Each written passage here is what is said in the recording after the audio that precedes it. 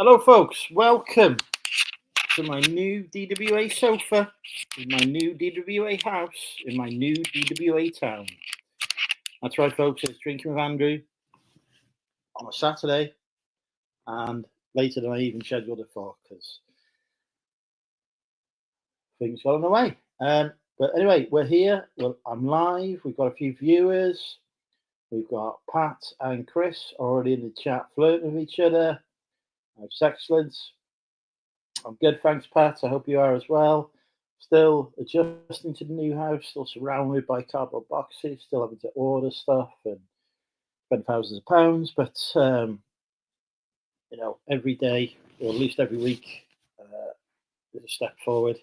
Today, I had my new bedroom furniture delivered, and actually, I had it delivered yesterday. Today, I had it set up and assembled, and I am glad that I quoted for the job rather than per hour because it took several hours for him to put it all together. So I'm glad that I just gave him a flat fee because, he said if he hadn't quoted a flat fee, it would have been more. But done a really good job putting it together. There was no way I was putting it together myself. Anyway, Ross is in. Hi, Ross. We've got beautiful Ellen in. Welcome, Ellen. Let us cue the intro.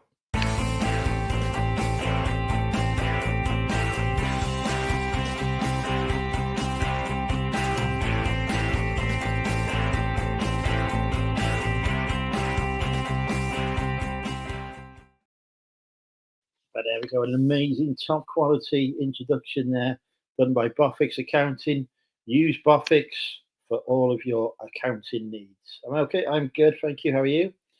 This is my first DWA in the new house. The first time I think I've had, since I've moved, I've had 2 whole pints. Not even sequentially. It's like on 2 separate occasions I've had a pint. So yeah, I'm here. We've got the cider open. I have set up my new televisions today. You had a call with Aaron, did you? I still haven't done or given him any of my stuff for this financial year yet. I was going to do it this evening, but now I'm here. How's the neighbours? They're all older than me, but I'm now in a detached house with massive garden. So like they don't come onto my land, as it were. So it's all good.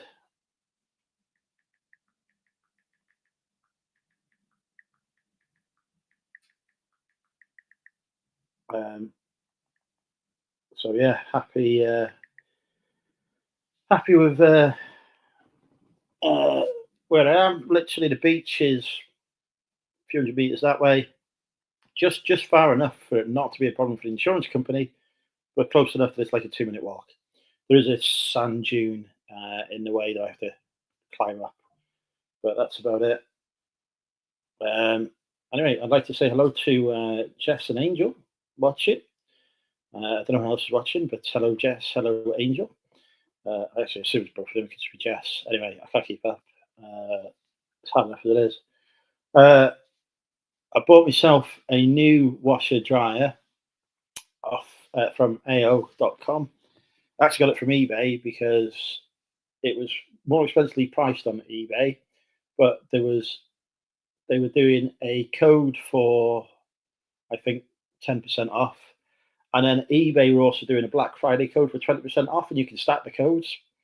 So it was like 314 quid, plus I got 10% cash back through complete savings. So it's like, 280 quid or something.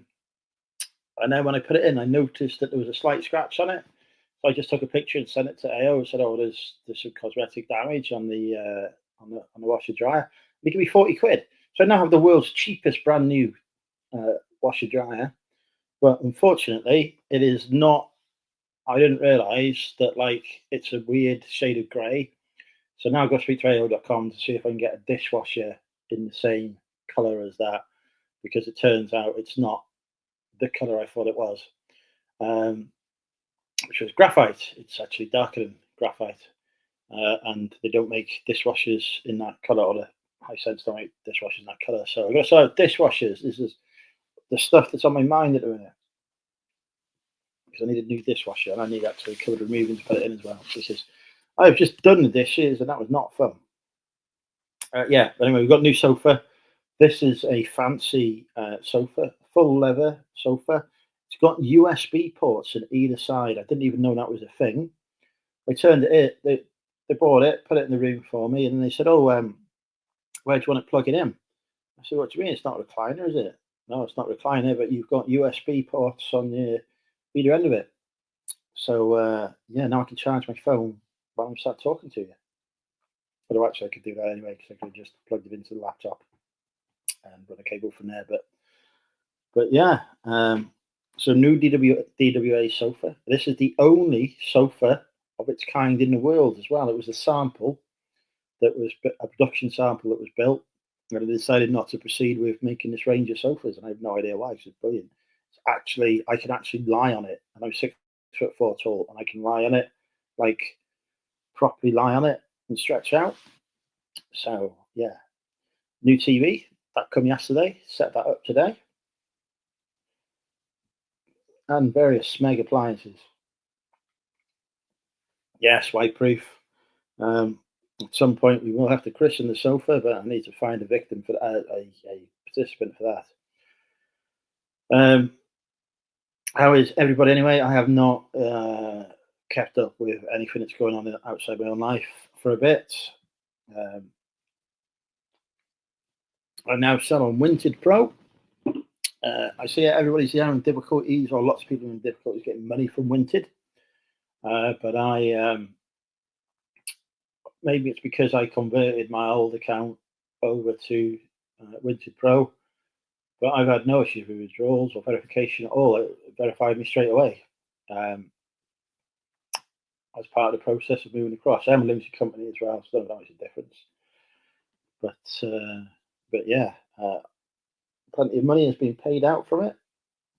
There was a scam on Vinted. There's loads of scammers on Vinted from what I hear, but I'm in quite low risk categories on there, to be honest, because I'm mainly selling. I've sold 3 or 4 pieces of clothing on it, but 90% of my sales are books. I've sold a couple of VHS on there as well, a DVD and a set of curtains, which I actually bought on Vinted to resell on eBay. I bought them for £12 all in, or £11.84 or something all in on Vinted. Put them on eBay, £40, no bites. And then somebody offered me £25 on Vinted, and I was like, I will take that because that's like £13 profit, slightly more actually, because it actually is just over £25. So happy with that. Hello, Lyndon. I hope you're well. Oh, we've had a sale. It is time for Guess the Price with Money Mental UK. I've set up this phone to control the TV and all sorts, so I can't see stuff. Okay, this is actually an item. There's a plug here. Yesterday, if you've not watched the video, I did a mystery box unboxing, which was stuff that had been sent to me for free, to promote Fleek. But in there was supposed to be 10 items of clothing, but there were only 8. But I got it for free, so I was not going to complain about that. And in there was a Burberry coat that I said would sell for £70. People messaging me saying you'll get 40 or 50 for that. Well, I sold that for £68 today, and obviously there's no threes on that. And I've just sold the cord shirt that was in it for a number ending in a 5. So I need to guess the price on that. I'm now into profit theoretically if I paid the asking price on that box, which I didn't. But if I paid £81.80 for it, I would just about be in profit on it now. But yeah, let's guess the price. Sold the shirt, number ended in a 95. Ended in a 95, Lisa. So guess again. You can also participate by texting me, folks, on Messenger or Instagram if you're watching on the TV and can't comment. Ian, it's ended in 95, so not 795. 1995, I think, was what it was listed for. It's gone to 10% off. But Lisa, I don't think I have you on social media, but it was 1995. It actually did sell for 17.95 with a 10% off, but we disregarded 10% off when it gets less complex. So well done, Lisa. I don't know if I've got you on Instagram or not, but if I have, let me know so I can send you a picture of my chopper.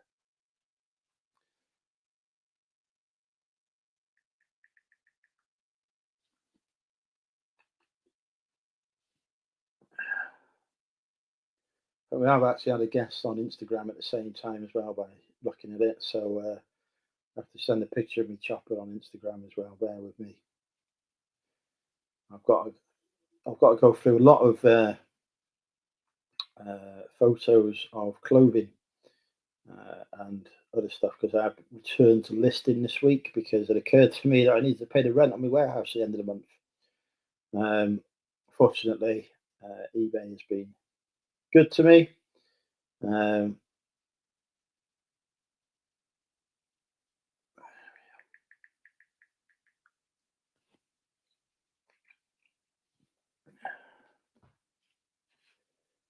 Radiotherapy does not sound easy at all, Lyndon.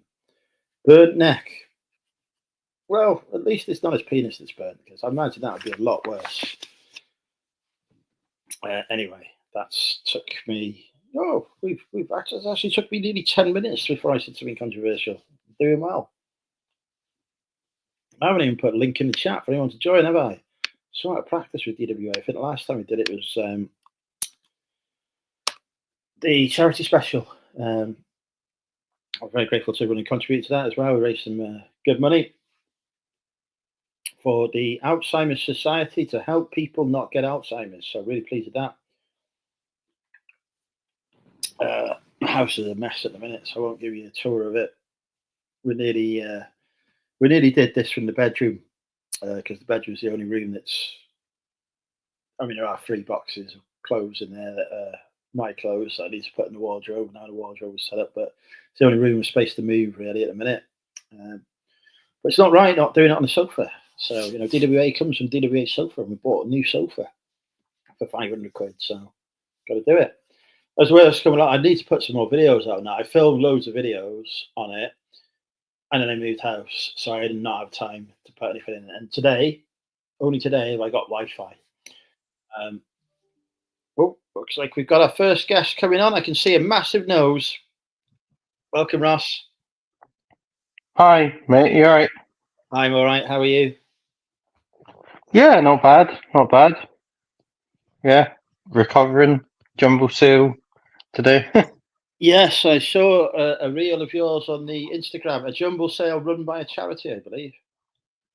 Yeah. So I was a bit more generous to them than I would be if it was someone selling to me at a boot sale. Apparently, it was the Stroke Association I did a fundraiser for. Can't remember.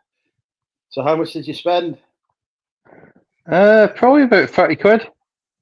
All right. And how much did you Yeah. get? Probably about 25 things.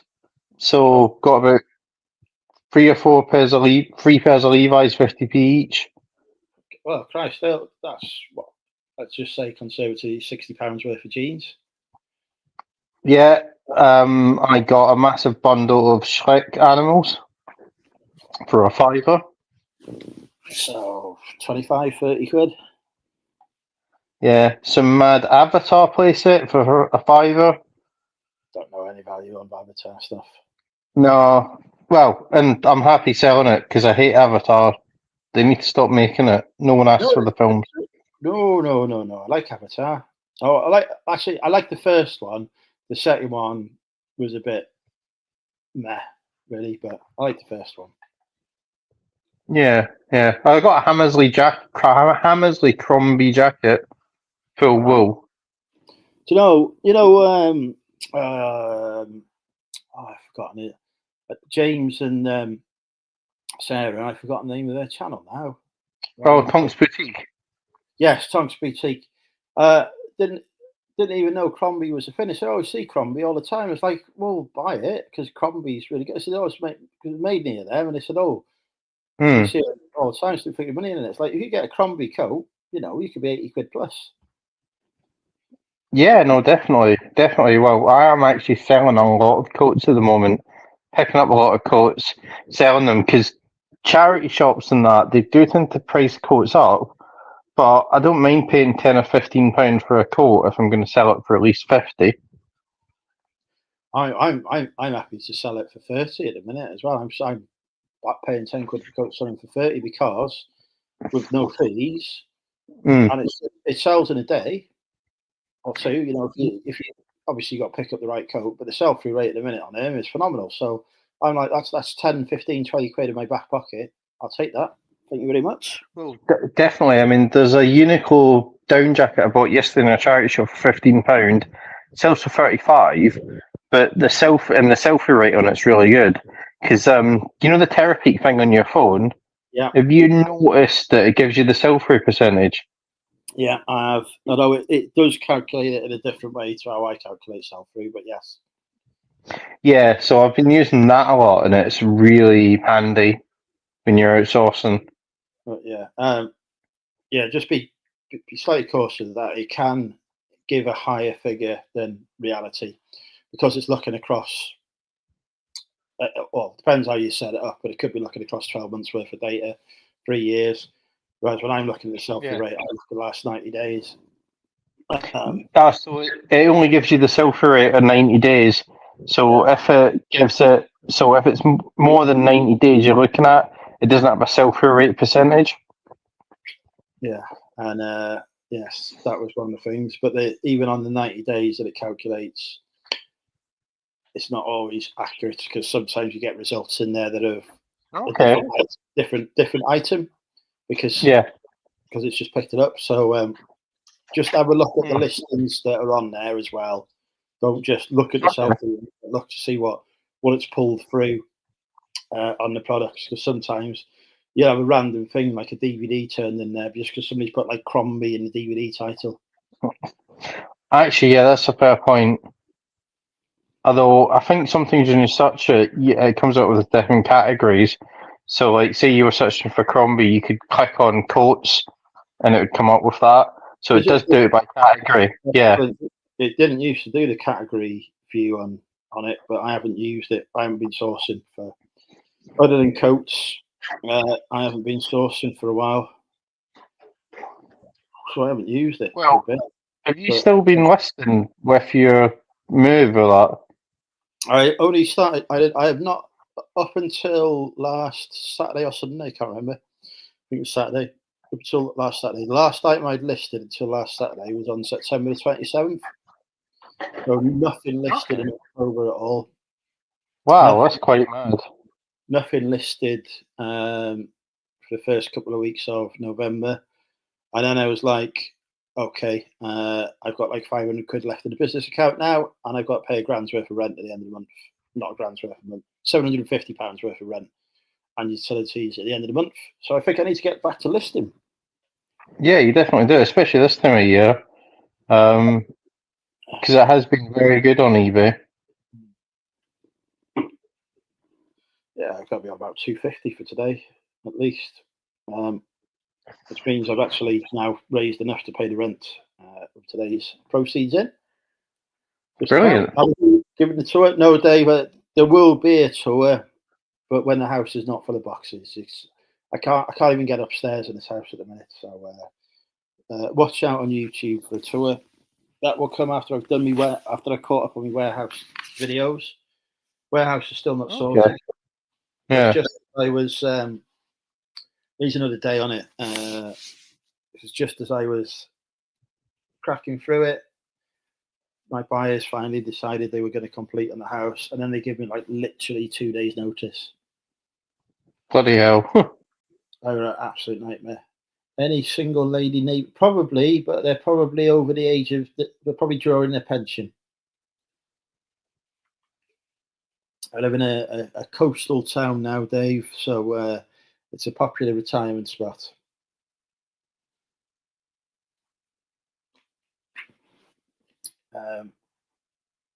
But yeah. So much to do moving house. It's ridiculous.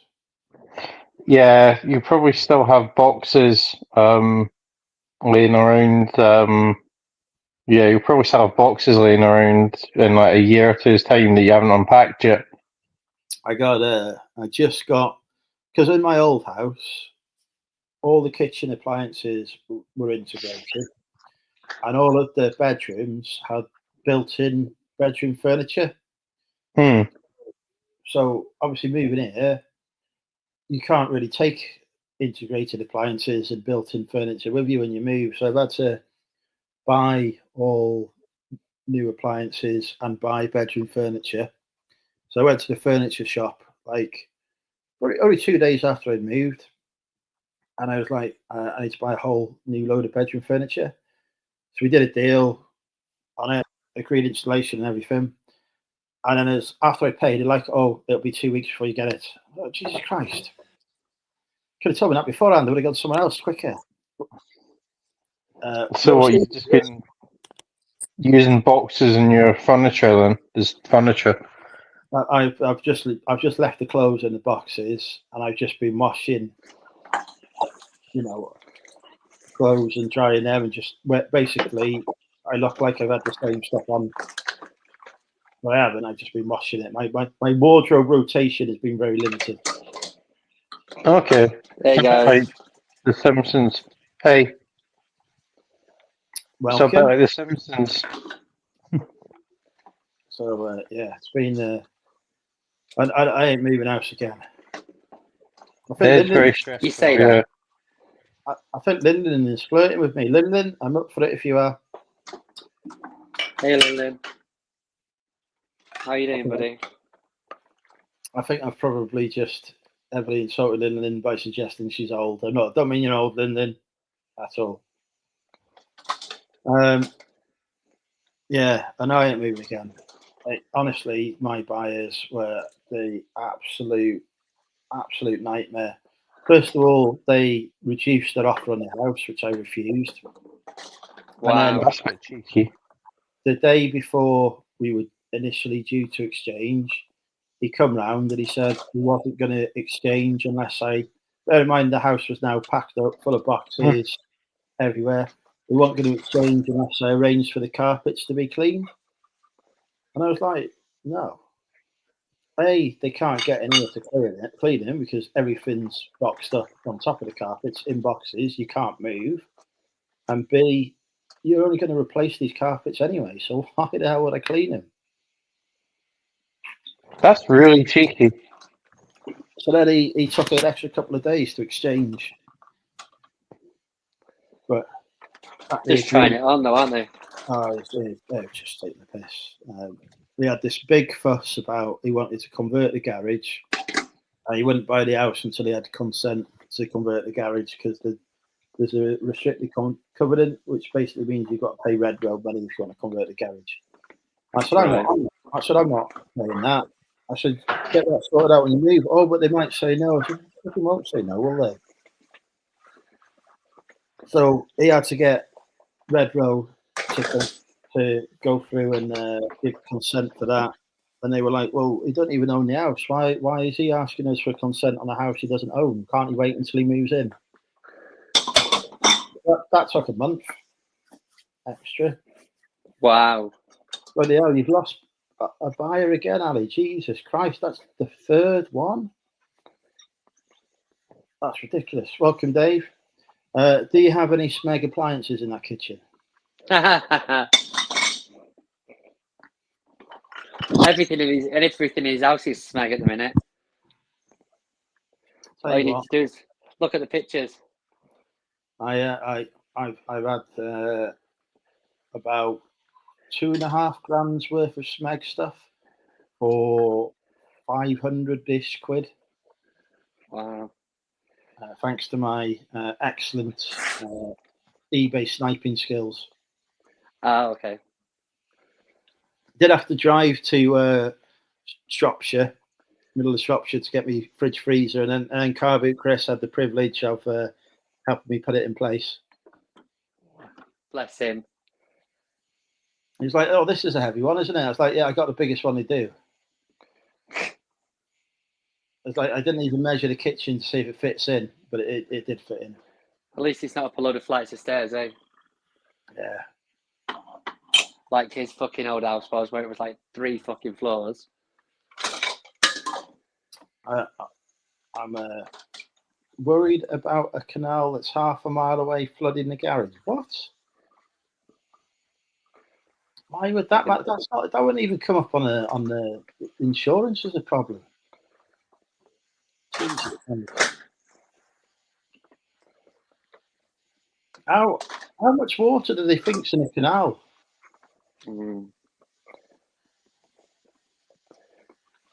I honestly think people who buy houses now are much more stupid than people who bought houses 20 years ago.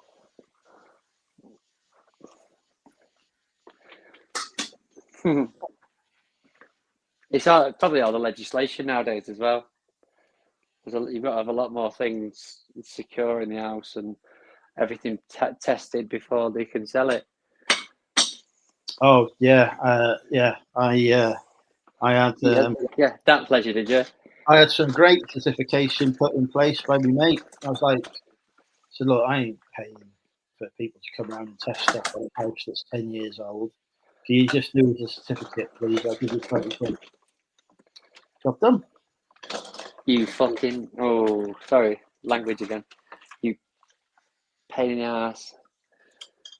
When we sold our house, there was it had been done by cowboys, we think, when we first bought it. Anyway, the electrics. We had a plug socket in the kitchen. Anyway, they managed to find a problem with it, so it cost us another 300 odd quid to sort it out before we could sell the bloody house. It's ridiculous. There wouldn't have been any issues in that house. We were a 10-year-old Red Row house, so its regulations have changed. Yeah, that's the problem. It's not that there was any problems with it, but just regulations changed. So it's not up to the current code. What they say is if you don't fix it and something happens, you're the one that's liable for it. It's ironic, really. I got the electrician coming round to this one next week to do a bit of rewiring and sorting stuff out. Which is going to cost me about nearly 500 quid. He is though fitting a high thermostat for me and new lights and I was fitting a video doorbell for me as well. It's not the most high-tech thing you've got to fucking fit. You can easily do that yourself, that one. No, I am not touching anything electrical. I would electrocute myself. It's not a battery operated one. It's got a bit of wires put in. You're getting the wired one. Yeah, I'm not going for the battery one because all that'll happen is I'll forget to change the batteries and it'll be fucking useless to me. I just warn you. It takes 2 seconds to change it. Yeah, it doesn't take 2 seconds to remember it, does it? I don't change the batteries on the remote control. Just buy a new telly. Is it a SMEG doorbell? It is a UFI video doorbell with 2 cameras on. So that you didn't even get a Ring one. You just spent an absolute fortune. No, of course I didn't get a Ring one. I went for a better model. I went for one that's got 2 cameras on, so I could see the parcels when they're delivered. So it's got a view of the parcels as well. Ring's fucking cheap. I went much higher quality than fucking Ring nonsense. Fucking snob. You doorbell snob. No, I wanted one that has 2 cameras on so you can see the parcels. Because obviously I get a lot of deliveries for the business. Yeah. So I want to be able to have a camera on them. So if anything happens while I'm out and it gets stolen, well, it's on video, isn't it? Fair enough.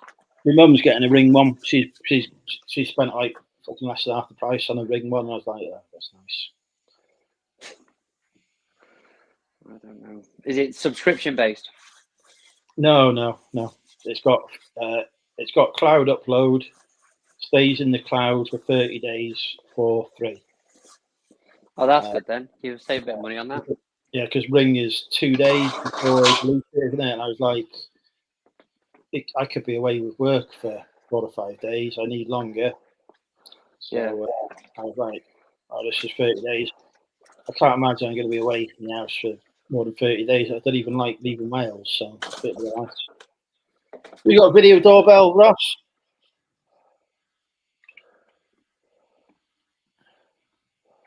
We've lost Ross. He's speaking to the wife. This is married life now. This. Yeah, mine's out at the minute. That's why I'm allowed to come on here. No. So you entertain me, Andrew. Nice. We're not coming on this channel for entertainment, you know. Oh, hang on. I've had another sale. Oh no. Ends at a 95, folks. Oh, here we go.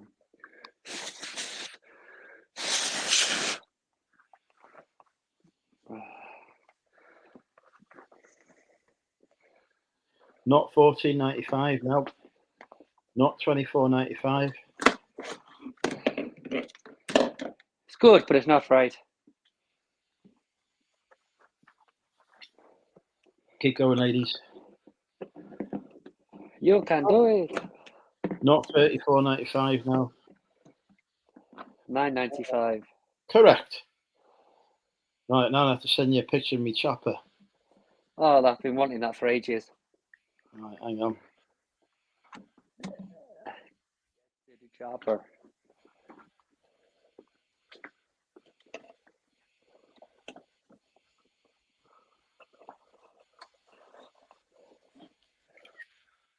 Somebody actually put a fucking watermark on this picture.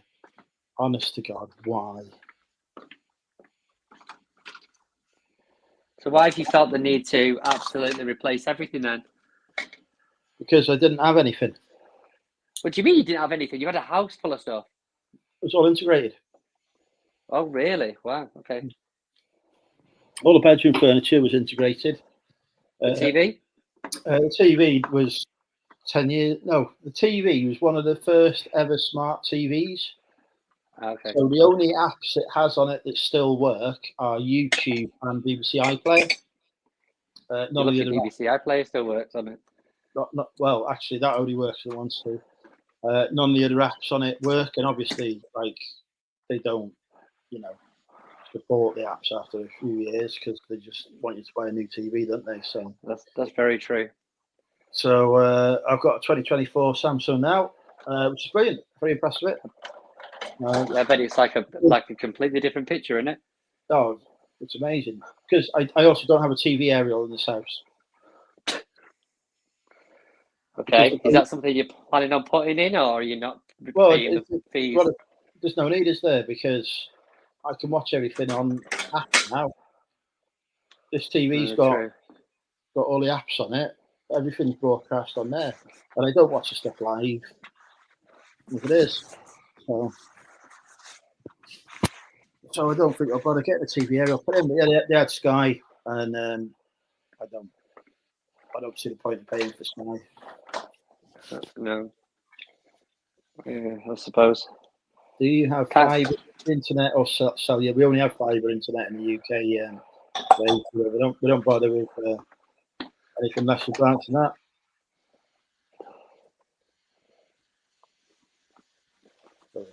Ross, we were discussing video doorbell. Oh, video doorbells are great. I use them all the time. It's helped so many times when you get something come, and if it's something that isn't fragile and isn't that valuable, you can just tell them to chuck it over the fence or put it in a bin or something. Excellent. Because there is people that drive around in vans looking for parcels that been left on people's doorsteps and stealing them. So having a Ring doorbell's handy, because you can get the curator put in a safe place, and then even if you're unfortunate enough to be victims to one of these people, they can what's the word? Got evidence for it. You can, yeah, evidence. That's it. Yeah, police. That's exactly why I wanted one that views the parcels on the doorstep. So I could say, "Oh, leave it on in the porch." Video footage right there, ready for when not that to be honest, I've never had a parcel stolen. You say that now. But I'm in a new area now, aren't I? So I don't know what it's like. Dodgy. Well, if you got a Ring doorbell, you get a good idea of what crimes are going on in your area, because we had it where someone on our street, someone stole someone's mobile phone, and it happened on our street. So the police came to our door, and we were like, "What?" And they were just asking if we had any video. So you might you would know if a crime's been committed near you, because the police might come and ask you if you caught anything. Excellent. That's where you say, no, the perimeters have been set so that as soon as you walk onto my drive, then it opens and it turns on. What opens fire with the submachine guns? Well, it's a bit weird sometimes when it turns on, when it doesn't. I mean, cars driving past at night sets it off, but then sometimes it doesn't set off for other stuff. It's weird. But it's got a bit better now. Including the mystery every drivers that never actually turn up. Yeah. Mm. I got Yeah. I did have an issue on my first day of moving in here, where the road is long, only 1.5 cars wide, so Okay. I can't get the right angle to get the van in the drive. So the side of the van is now missing some bits, encountering the gatepost. So next Thursday, I'm having the wall and the gates taken out. So I've got a 2-car driveway, 2-car wide driveway. Because I can't be asked with. It's going to cost me hundreds to fix the van now. So it's just like, okay, I'm not going for this experience again. And I would have just left the van on the street, but during the peak season, all the tourists are here. It's restricted parking. Parking on the own street, so it can only stay on the street until March. So I was like, it's either get rid of the van or just get the driveway widened. Yeah. The only annoying thing is there's a tree in the as well. I'm not allowed to remove. I wanted to cut down the tree, but apparently you can't just randomly cut down trees that you don't own on the street.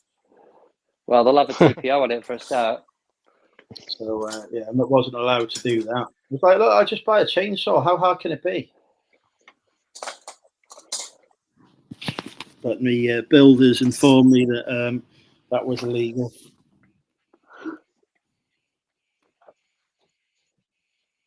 I mean, what's going to happen if the tree dies? They're going to make me plant another one. It'll only be a little fucking it'll only be a little sapling, won't it? It'll cause me an issue for years. Don't talk to me about fucking trees. So yeah, that's going to cost me £1,200. That does actually include doing some repair work on the outbuildings as well. Oh, okay, that's cool. I had a whatnot parcel delivered Tuesday last week, said left in porch, that report. That linen is because they don't have an option to say left under the doormat. Probably got left over the next door neighbour's fence. Yeah. They only have the option to pick left in porch. But yeah, I'm not moving house again. It's a nightmare. If I moved house again, it would be because I was rich enough to buy another house outright for cash. Yeah. And therefore, it doesn't really matter if I have another house to sell or not. I can just do stuff at the time. Yeah, but you've just said you're not moving house again, so don't worry about it. Yeah. You pull that stall, set that stall out straight away. The whole business is going to be relocated to here eventually once I've got rid of my massive backlog. How are you getting on this week? You've been busy. Well, currently at this point in time, I have got less of a backlog of stock than I've had since September. Bloody hell. So, because I've been lifting stuff from the backlog and not buying. What happens is, right, if you don't buy stuff and you list stuff from your backlog decreases. No way, that's a revolutionary idea, isn't it? Oh, this has never happened to me before. No, I usually have the opposite problem. Getting stock. That's having stock. That's usually the opposite thing I have. I got so much stock. It's only when you get it all in one place that you realise how much you've got. I've got 1,350 square foot. 1,350 square foot warehouse. Yeah. Is now, but I can't fit any more stuff in. And I've still got another 400 square foot unit that is only a quarter empty. So what are you going to do about it, Andrew? Well, the landlord has took pity on me and he's given me December rent free on it. Okay.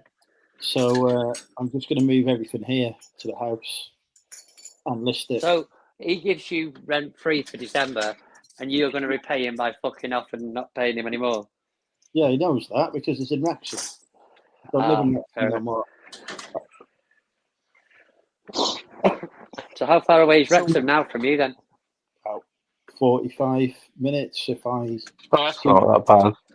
Well, there might be some speed limits not being complied with on that journey. Okay. If my mum does it, it takes her over an hour.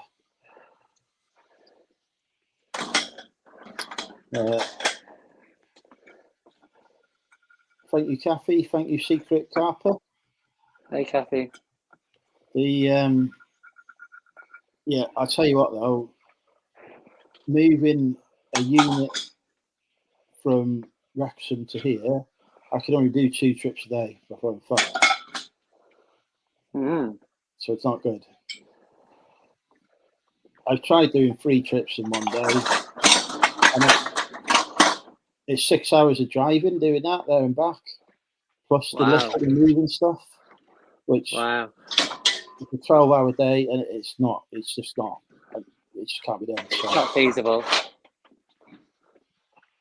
I don't know how these removal companies do it. I've got a solution for you, Andrew. You could buy an old barge and just like ground it on the sand dunes. Still have to get the barge here.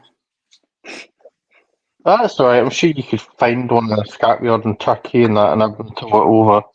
I tell you what, it's very prevalent here is static caravans. Yeah. I've got room for one of those in the garden.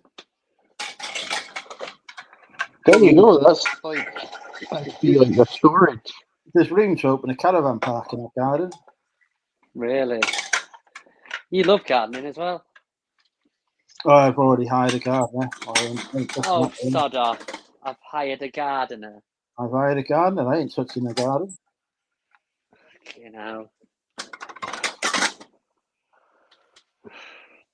Lazy sod.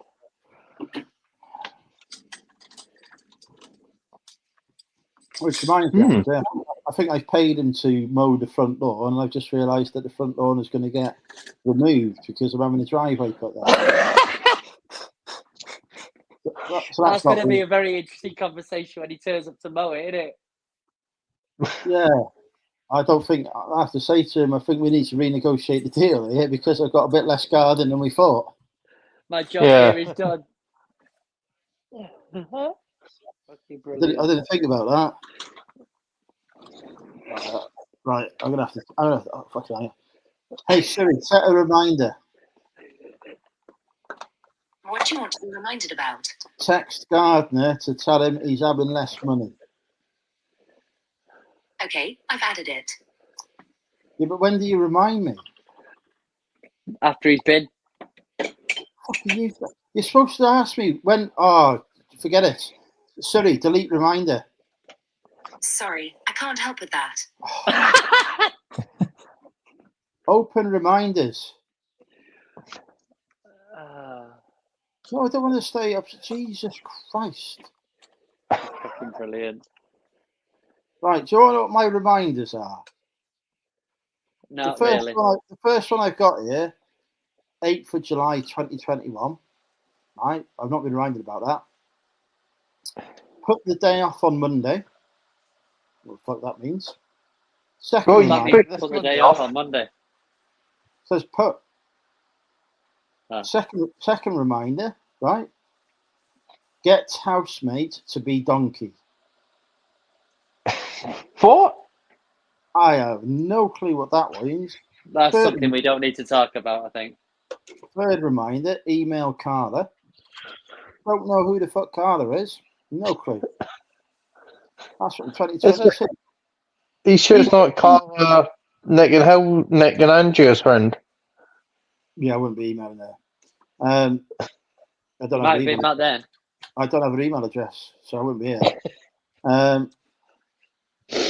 These, by the way, are reminders that it hasn't reminded me of. You haven't set a date for it, that's why. Oh, there's a date on it, 8th of July 2021.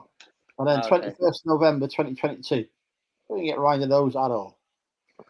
I feel like this is poor work. This is a poor workman blaming his tools, myself. Well, I think this is Siri being shit. Bring back chat. Don't talk to her. Don't talk about her that way. Fucking awful. Hey, Siri.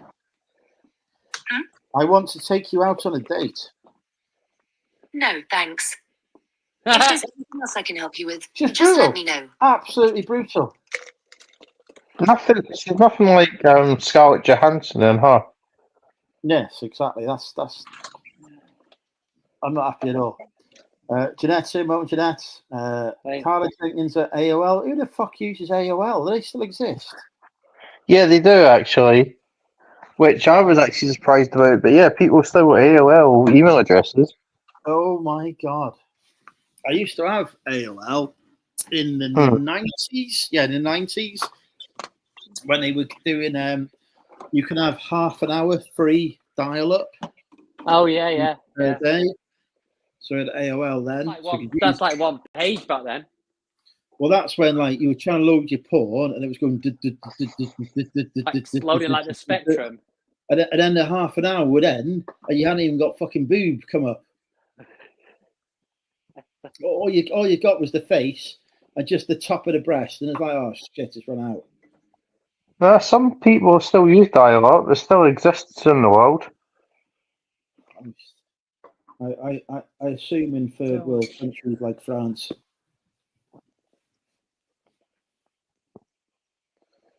I'll be alone. So Andrew, if there's a hitching meetup again, which they're talking about doing, would you go into that?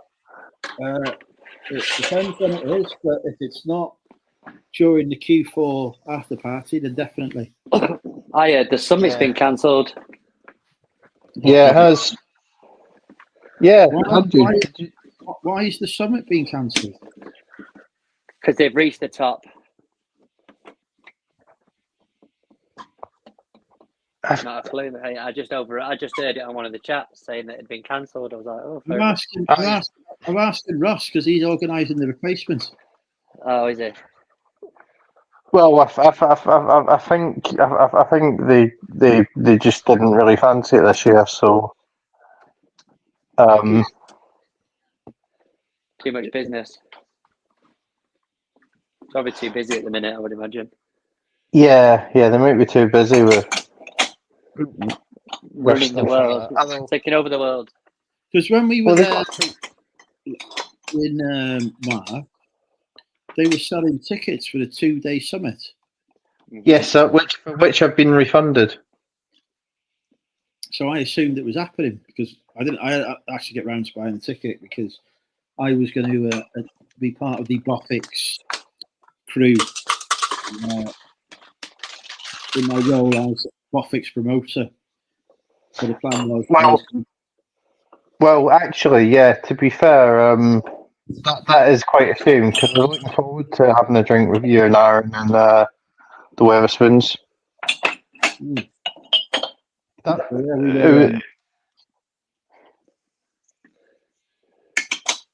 That's where you were last year, but yeah. So me and Laurie are putting on an alternative event around the same time. That's free for people to come. Go in Milton Keynes. Yes, yeah, and it'll be free. I need to message you for hotel recommendations actually, because I don't know where we're going. So Yeah, I don't go know on. Yeah. Do me a favour. Get Siri to remind you. I will. I'll drop you a message when I've got some money, Ross. When I pay the rent. Yeah, definitely. I have already checked, and it's quite reasonable. They're like 50, 60 quid. Because there isn't anything major on that weekend, unlike usually when I try and arrange meetups and then suddenly have to reschedule because there's some sort of motorsport event on or concert. I'm in Bedford in a couple of weeks. That's not far from Milton Keynes, is it?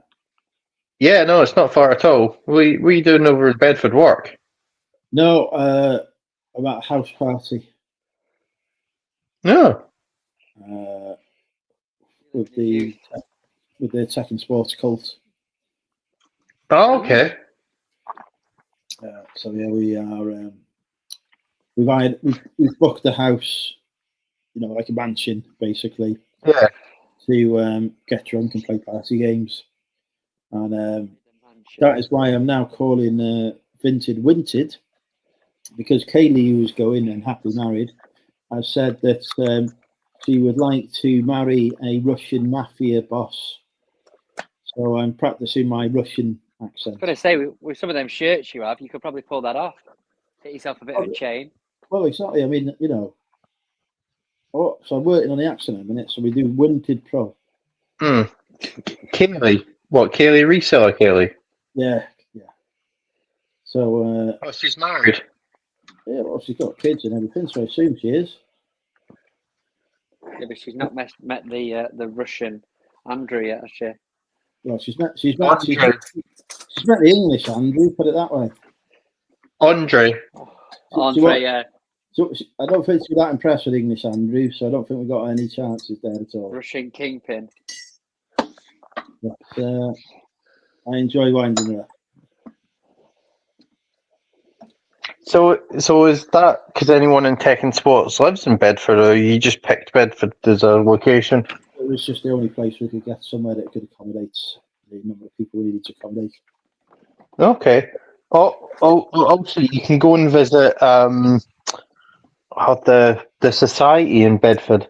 So there's a society in Bedford, the middle of Bedford. They've got a couple of houses they own because they actually believe that Bedford was the location of the Garden of Eden. What? Yeah, no, seriously, yeah, they believe Bedford was the location of the Garden of Eden. They've got some special houses. They're a charitable trust.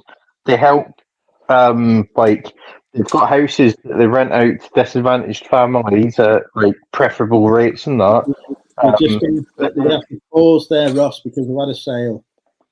Oh no, $9.95. We need to guess the price. It's not $9.95. It does end in a 95. $6.95. No. $7.95. $8.95. No.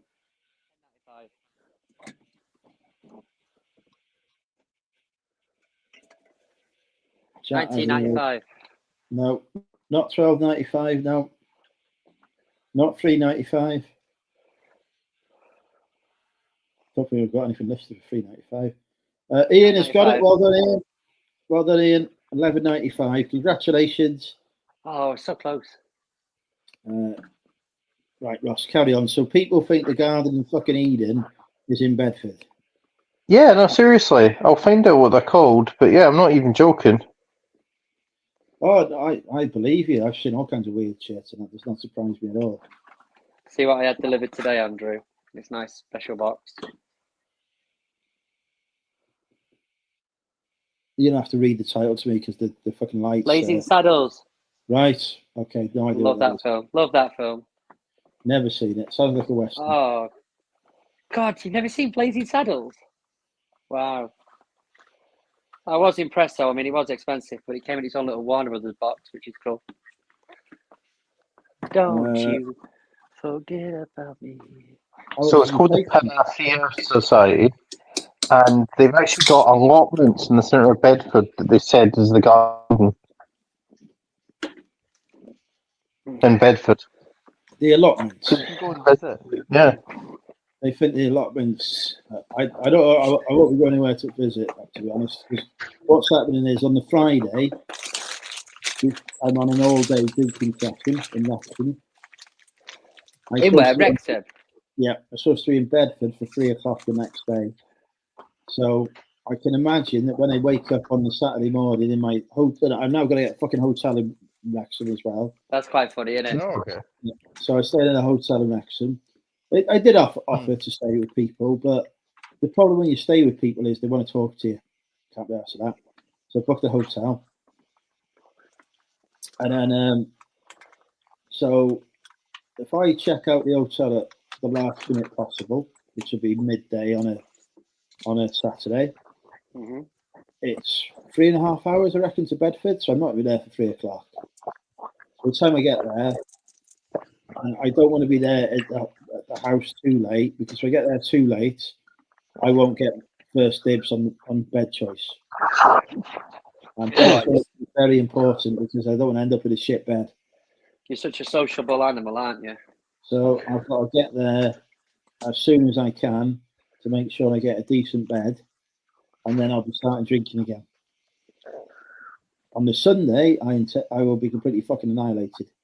So I will probably turn up at the Garden of Eden on Sunday and think that I've been spiked.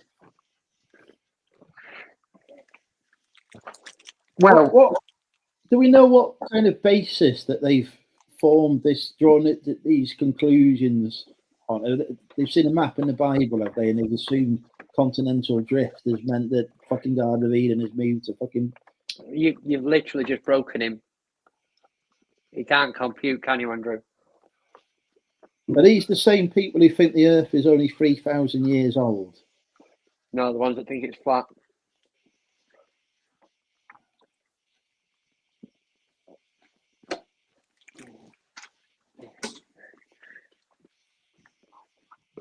Pardon me. Apparently, there's 12 apostles in Bedford, and they founded the society in 1919. Do they? How old do they think the Earth is?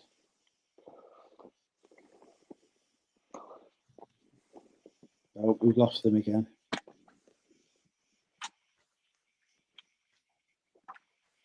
It's going to be one of those things like Ross answers our question after like 5 minutes. He's back. Not here. Right. So when I click off, it freezes. Okay. So I clicked off to read about the Panacea Society. Yeah, probably don't do that. Sounds like a bloody ham.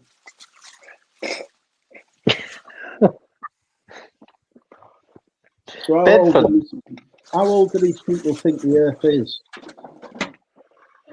Well, they are. It is based on like Christianity, so it's probably like the sort of like timeline of the Bible, because they aren't like rejecting the Bible. They're just saying the Bible location of the Garden of Eden is in Bedford. I've got to have some severe fucking delusions. Andrew, that's where you're missing the trick. You could set up a rival Garden of Eden in your garden. Oh, I could be charging entry, couldn't I? Oh, I'll tell you what. I remember the days where they used to send Mormon missionaries to Wrexham. Some of them were well fit. Right, they were offering tour, because Wrexham is where the first Mormon church in the UK was. Okay. They were offering tours of it, and every time I'd see Mormon missionaries in Wrexham, because they send quite a few over here, as you know, the centre of Mormonism in the UK.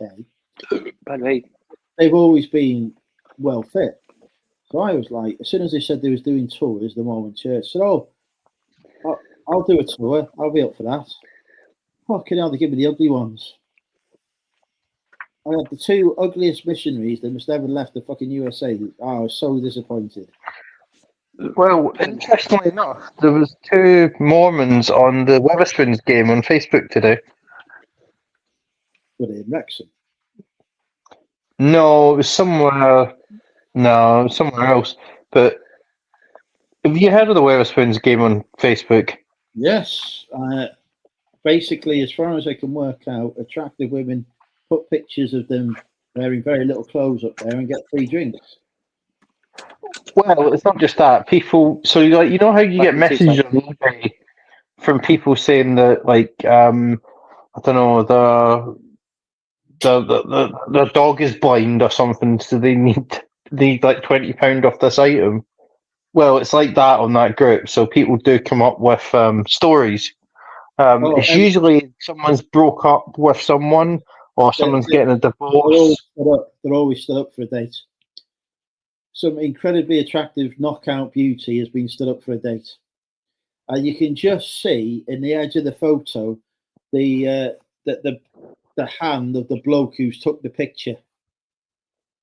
And you're like, Well, who's stood up for a date? Who the fuck's taking that picture? but well, interestingly enough, so I was involved in the Wetherspoons game, but we didn't use the Wetherspoons app. So you know, Kate, Good Golly, Miss Holly, and Queen of Threads on Whatnot. So they live locally to me in Milton Keynes. We went to Wetherspoons. No idea who any of those people you just said are at all. No. Kate won the bag at the summit. Did not. I was remember how I was about 8 hours into a 12-hour drinking session at that point. Okay, yeah. So yeah. Anyway, local Milton Keynes That was like half an YouTubers. hour before I thought I could break dance. And that did not Okay. go. Well, no. So the local resellers that live in Milton Keynes area that do Whatnot, they've got a following on Whatnot. So they went on Whatnot live in the Wetherspoons and got drinks sent to them. So I had a number of what was it? I had a number of baby Guinnesses, cherry like Guinnesses, which is just baby Guinness with like cherry. Are they like the shot ones? Yes, yeah. And then like a mango thing. They had like loads of bottles of Prosecco, but then one of the bar staff started having a go at them about it, but all the other bar staff didn't really care because, you know, they got loads of drinks, but loads of other people turned up, so people did partake in all the free drinks, so it was fine. Well, they fucking drink. They're getting paid for it anyway. Exactly. Like, I think, like, you know, I can understand getting funny where like people are getting like trolled and getting sent like a bowl of peas because that does happen. Bottles of Prosecco. Where's the problem? Yeah, exactly. Although, so basically, what you're saying is that a pub that dispenses drinks had a problem with people buying drinks in the pub that dispenses drinks. yeah, and knowing Tim Martin's views, I don't think he would actually care. There's a reason he invented that app. He's delighted. Exactly. That app makes him a fortune. That's the whole reason he's put it out there. Exactly. He loves the Wetherspoons game. That makes him a millionaire every day. Well, they even post things in the magazine, and the magazine in the pub about people that like their relatives in Australia have bought them a meal and stuff like that on it. Madness. Yeah, no, it is madness. But yeah, next time we do a meetup and we're on a Wetherspoons, that's something we can try. When we were in Hitchin the last time, Tom, the English picker, put me up on the Wetherspoons game so we could get drinks. The post was deleted. What? Yeah, they deleted it. I don't know, no idea why. He don't know either why. I put a post up. Oh, this is Andrew. Can we send him some drinks? You know, nothing offensive at all. But I assume because I didn't have breasts that it was removed. No, there's plenty of like men that are on it now, and although interestingly enough, a couple of weeks ago on Remembrance Sunday, they made it veterans only. So the whole day it was all like people that had came back from remembrance ceremonies and the pub. And they were all getting stuff on the Wetherspoons app. Oh, very good.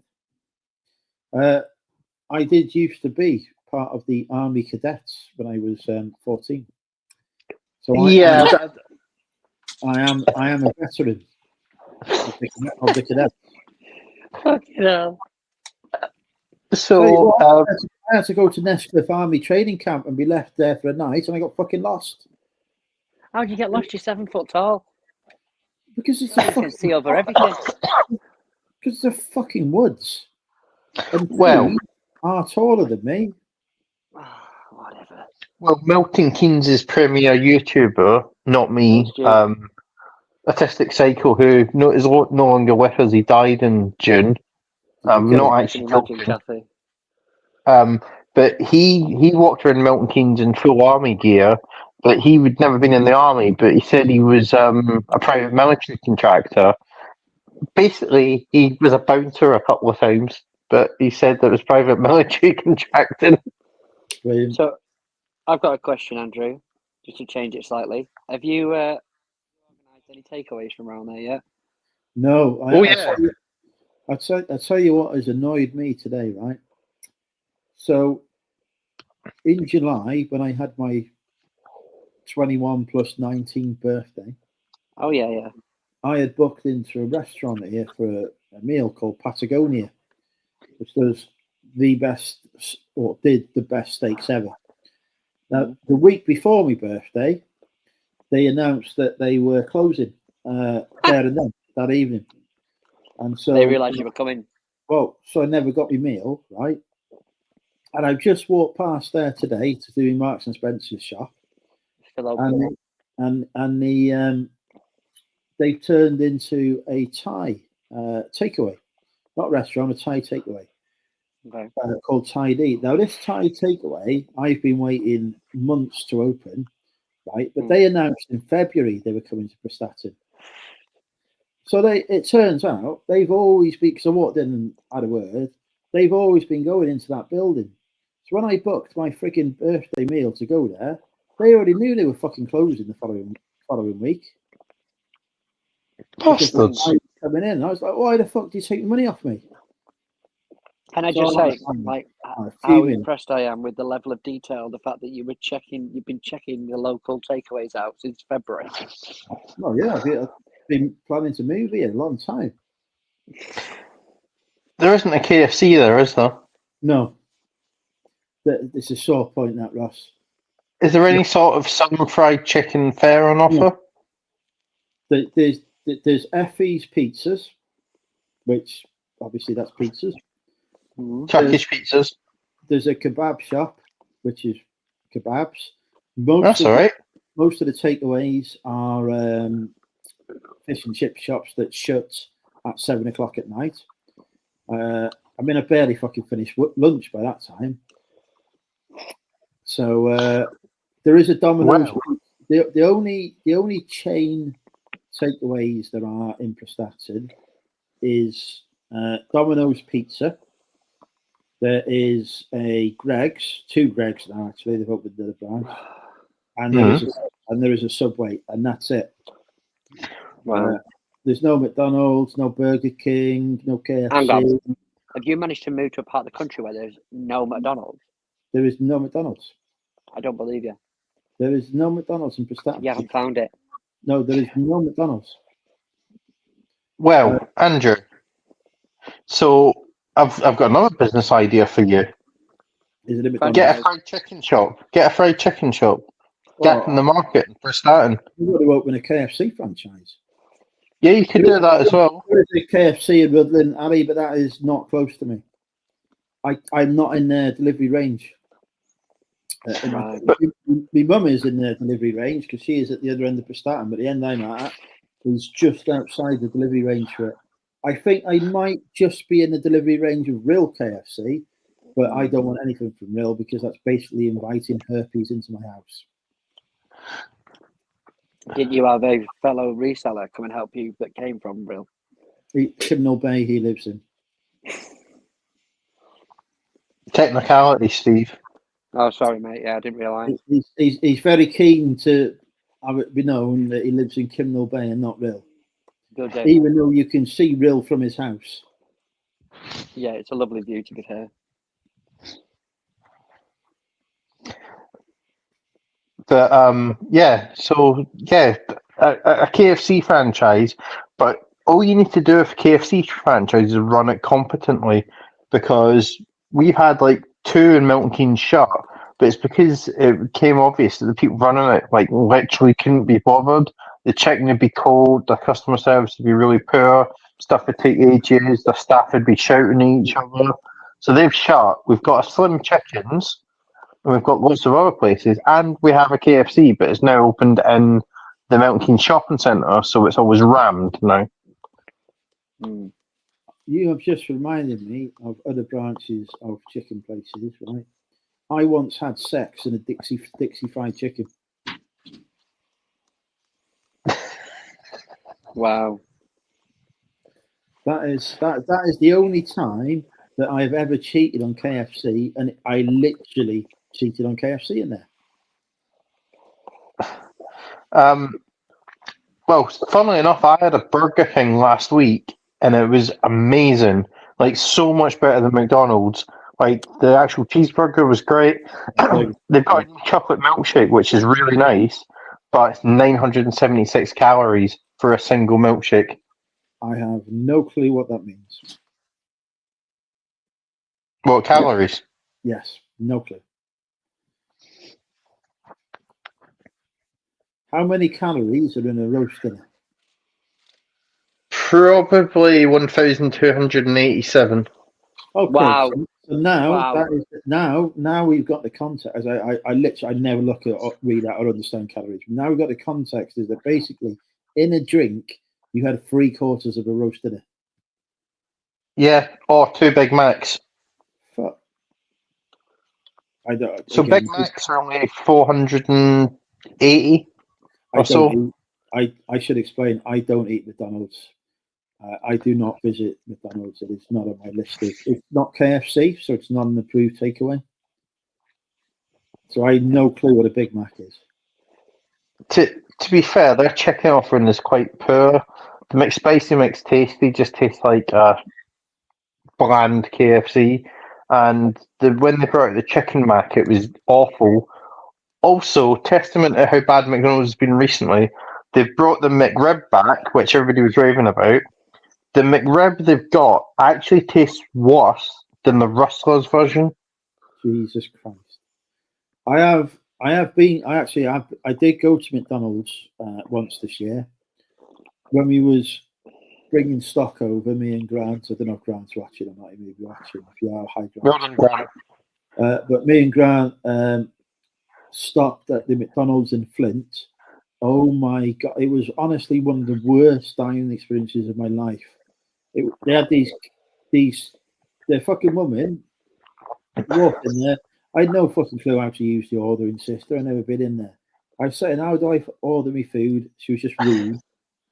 And then she spent the whole time arguing with these kids and telling them not to leave their chips on the floor and all sorts of shit. And these kids were just fucking horrendous as well. I had the chicken Big Mac, which is not what I ordered. I ordered a chicken sandwich. Anyway. Yeah, it was awful. I ordered a chicken sandwich anyway. It was fucking horrendous. Never ever am I going again. But me and Grant the other week went to OK Diner. Okay. And that was actually worse. That was actually worse. Do you remember Happy Eater? Oh, I used to love Happy Eater. They used to do fantastic. Mate. I used to love the macaroni and cheese on that. It was brilliant. What was Happy Eater, Steve? Basically, it was a. Go on, you explain it. So you know, you had Little Chef. That Yes. Was, It was owned by Forte, who owned Little Chef and Travelodge at the time, and Okay. Happy Eaters were basically Little Chef had a location strategy, and then Happy Eaters were in places that Little Chefs weren't. yeah. They weren't allowed to be near a Little Chef because they're owned by the same company. So Usually just off a motorway somewhere, wasn't it? yeah. So they were very specific on where the locations were. But yeah, Happy Eaters were like basically Little Chefs, but with a different menu and a different location. They were supposed to be near motorways or something like that. But there's one near Grantham. I used to go to one near Grantham. Yeah. Off the A41. Is it A41? I can't remember now. The one that goes to Melton Mowbray. Oh yeah, I know what you mean. Yeah. Yeah, there's two on there. But yeah, they had this whole thing about Happy Eaters can't be near Little Chefs can't be near Happy Eaters because they were both owned by Forte, and they always had travel lodges next to them because they owned Travelodge as well. They were like the service Yeah. stations without being service stations, weren't they? They had, but yeah, I absolutely used to love the macaroni cheese in it. So every time we used to go to Lincolnshire to see the family, we had to stop at the Happy Eaters to get the macaroni cheese. Ali says free lolly at Little Chef. Oh, the Olympic breakfast. You remember the Olympic breakfast? Oh, I tell you what, absolutely fantastic. Life has not been the same since the Olympic breakfast went. When they got that, they did that series. They got that Heston Blumenfeld to come in, didn't they, and try and save Little Chef. They got rid of the Olympic breakfast. It's like, do you not realise that is the one fucking thing that people go to Little Chef for? Yeah, it was. Well, interestingly enough, recently, so his employment was on Newsnight. He had a breakdown, got sectioned. He looked really, really bad, actually. He's I think he's out the other side now, thankfully. But yeah, he's got bipolar, and like I think that sort of presented himself. But he used to like get like about 3 hours sleep a night when he was like right in the height of the chef and stuff and all that. Good for him. Yeah, and yeah, it's not a good lifestyle. But you know, it was good of him to like go on and sort of say about it. But yeah, he didn't look as if he'd been great recently. No, I am sorry to hear that. However, he failed to save the Little Chef, and karma, it comes to us all, doesn't it? If he had saved the Little Chef, he may have been all right. We'll never know. Yeah, although it's yeah. I think I'd only been in Little Chef like a couple of times. It wasn't really a regular feature when I was younger. It's just not something we ever did. You have not lived, man. You've not lived. The Little Chef, you used to go Little Chef in your Toxeter. Best breakfast ever. Oh, I dearly miss Little Chef. By the time I become old enough to be able to afford to pay for an Olympic breakfast myself without relying on mother to pay for it, they'd all but disappeared. Very sad time. Do you know? There's kids growing up now that will never experience Little Chef pancakes. Makes you sad, doesn't it? Well, where are they going now? Fucking Starbucks. I mean, what the fuck? Don't even, mate. So, Lou's been getting Leo a mocha thing. It's like a chocolate drink from Costa on a Friday as a treat for him. Anyway, what was it? Frappe. God knows what that is. Anyway, so she says to me, "Oh, will you take him on Friday?" If I'm going to be honest, it's just fucking toilet drink. She was like, will you take him on Friday? Because I was off work and she was working. I was like, yeah, okay then. So I went down there, ordered it, £4.70. I was going to say, I bet she hasn't told you how much it bloody costs. No, she failed to mention that bit. So I was like, what the? I mean, the thing is that I went and got a plant burger the other day from McDonald's because I was starving. And just for the burger alone, it was like, what, £4.80? This is what, £4.80? It's not even got any meat on it. This is exactly why I now shop at Marks and Spencer's, because it's cheaper. Do you know what? It wouldn't surprise me if it was. I Swear to God. Right. I did the same shop in Marks and Spencer's today as I normally do in Aldi, but all the same stuff that I would normally buy in Aldi. I know exactly the price in Aldi. It is £19.80 because obviously if I can buy it all every week. In Marks and Spencer's, right, same shop, but the food tastes probably 10 times better. £20.45. It's cost me an extra 5p, and I reckon that the time it takes me to walk to the Marks and Spencer's is about 10 minutes from my house. But it's to walk to the Aldi, it's another 10 minutes on. So it's 20 minutes further there and back. It's not worth an 85 pence saving, is it? 20-minute walk. No, I mean, the thing is, though, you're loaded now, so you live in the high life, so you can afford that extra 85p, can't you? Oh, yeah. Well, that's it. I thought it would be like an extra £6 at least. That it would cost me 85. You got like a Marks and Spencer's loyalty card now, haven't you? I've got a Sparks card. I've got a Sparks card. Every time I buy something in there, the RNLI gets a fraction of a penny.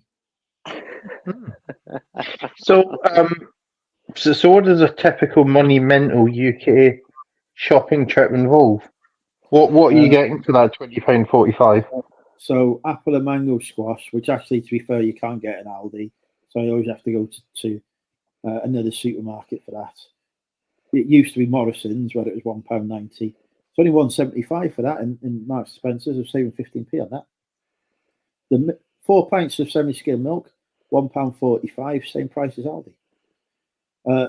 Mints, 12% mints, that was the same price as Aldi. Bag of crisps, that was more expensive. 6-pack of crisps, but they taste much nicer. Luxuries in life there, innit? The mushrooms were the same price. The peppers were the same price. I get me pasta sauce in Costco, so that's disregarded from the calculation. The fresh tagliatelle was the same price. I'm trying to work out where the extra 85p came from, and I think it was just on the crisps. The cereal was £1. I pay £1 in Aldi for it. I mean, all right, I've had to have bran flakes, which is not what I normally go for. But nice one, Kathy. My shits will be better. Bit of fibre, yeah. I haven't tried the steak yet because I don't have. I've cut back on steak due to health concerns. So I imagine the steak is probably more expensive. Pizzas are more expensive, but they do this like meal deal thing where you can get 2 pizzas and 2 sides for £12. Wow. So the sides, the portions are much bigger than your proper portions. So one of those was like a fucking meal in itself. So suddenly me £12 on 2 pizzas and 2 sides is food for 4 days. So I'm suddenly spending. That's true. So Lily says 85p was packing. It probably was. To be fair. I did the packing myself. And well, Andrew, but then an important question is: have you tried Marks and Spencer's own brand cider yet? No, that's expensive. Well, it's the fucking minimum unit pricing in Wales. It's £5.9 for 4 cans, and I can't do it. I import my cider from England. Oh. When I go to Ellesmere Port, because they got a big Marks and Spencer's there, which is only just down the road from Costco, I will try the Marks and Spencer cider then because it'll be cheaper in there because of England. Welcome back, Ellen. Ellen, we've had her for a while. I feel like Ellen has forgotten that I exist. Hi again. So yeah, I will try the Marks and Spencer cider, but I'll have to import it from England. But Andrew, you'll be glad to hear that Aldi are, broadening their cider flavour range. So they've got a lot more flavours. I will not, especially for Christmas. No, that is not cider. None of the stuff that you've sent to me has been cider. Not even the cola flavour cider. I mean, what the fuck? Who sits there and thinks, do you know what? We've got a drink that's brilliant, absolutely brilliant, the perfect drink, the best drink that anyone has ever fucking made. How can we ruin it? I know, we'll have cola. That must be the thought process. But the cola flavour official Jaffa cakes are nice. Cola flavoured Jaffa. I mean, what the? Are they just putting cola into anything? You're gonna get fucking cola flavoured fucking boiled eggs next. Cola flavoured smoked salmon. Fucking cola flavoured bread. I mean, where does it end?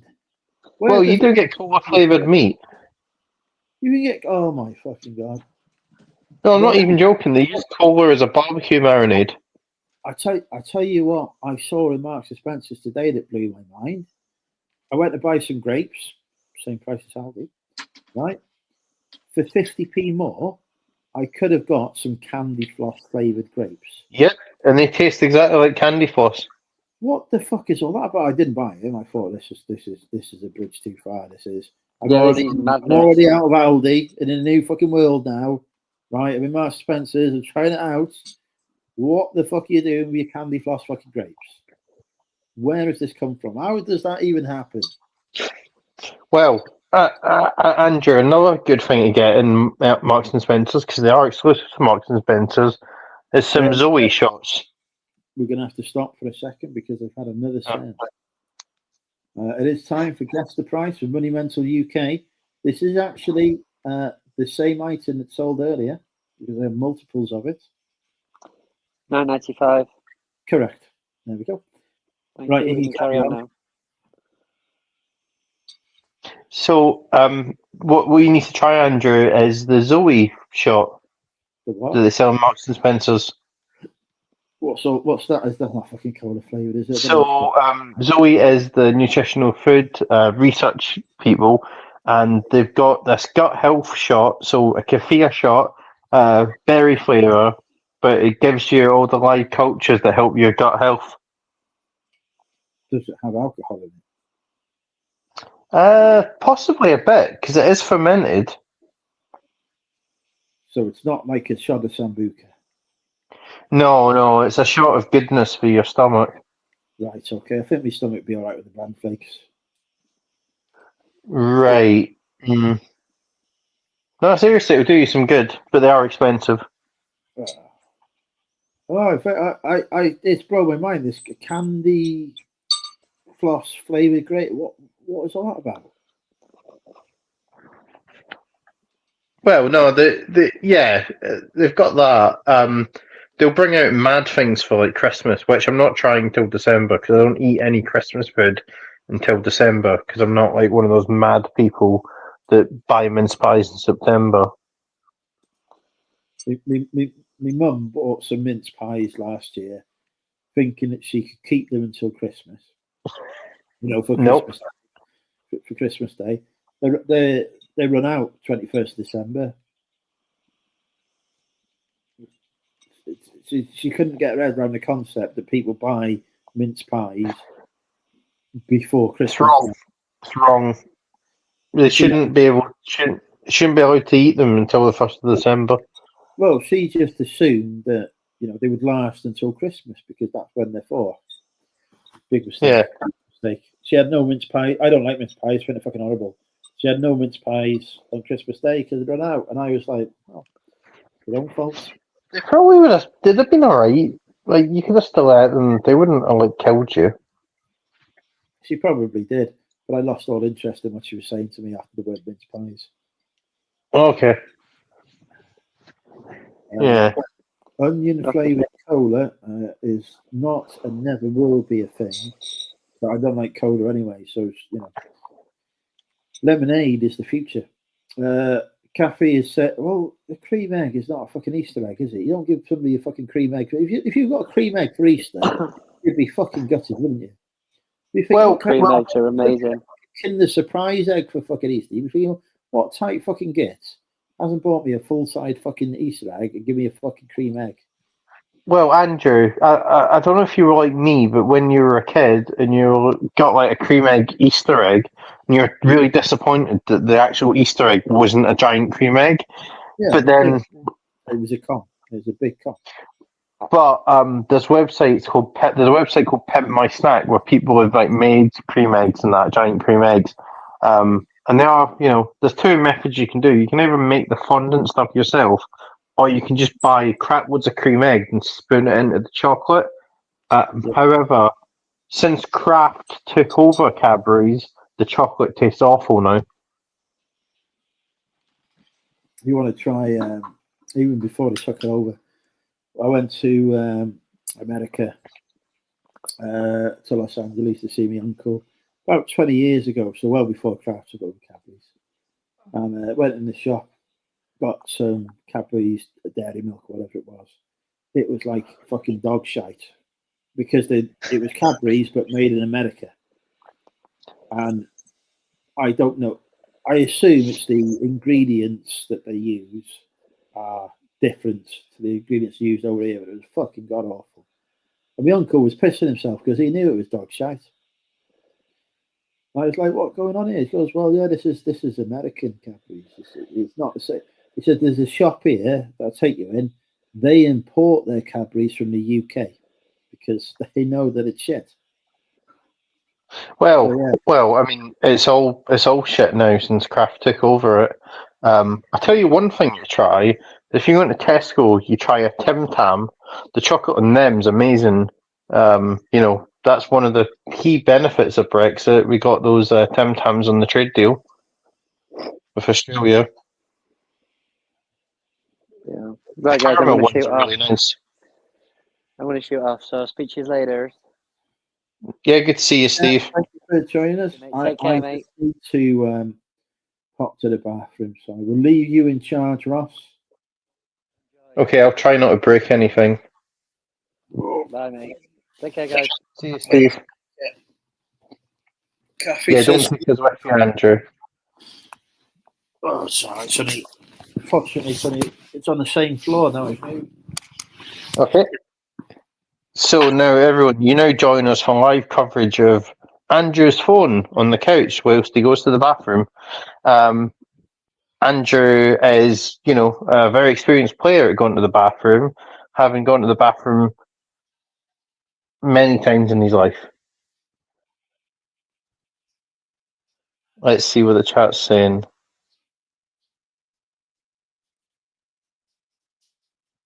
So they changed cream eggs. They were vegan before or something? Interesting. Well, interestingly enough, yeah, they've just like sort of wrecked it. But also, Cadbury seemed to be like quite a nice company to work for, and Kraft came in and fired all the people and just made it awful. There's some like really good YouTube videos about that sort of stuff when it happens to companies. But yeah, it's just mad. But yeah, Tim Tams are really nice, especially the caramel ones. They're basically like Australian penguins, but the chocolate on them's nicer. They taste a lot better. You can only get them in Tesco, but they're £2.50 for a packet of 8. They're like really, really good. Damn addictive though, damn addictive, but they're really good to get someone to get in for Christmas. So, I have not drunk alcohol basically since September, and I now feel quite pissed. After only 4 cans of cider, which is unusual. Normally it takes about 20.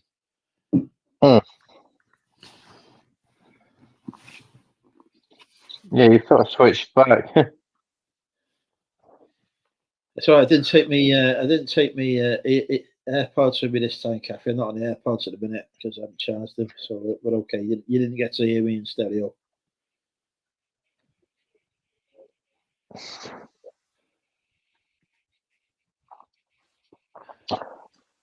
Anyway, right. This may be a controversial opinion, but cream eggs are not Easter eggs. They're different things. But also as well, they bloody send them into the shops on 26th of December, which is wrong. You actually get Easter eggs in the shops on the 26th of December. and you go into like a Tesco Express and see them, and you're just like, what nutcase, having just got a load of chocolate, and selection boxes and things like that, is going to buy an Easter egg on the 26th of December? So, my best-selling product on Amazon in either January or February. It might have been January. Guess what it was? Cream eggs. No.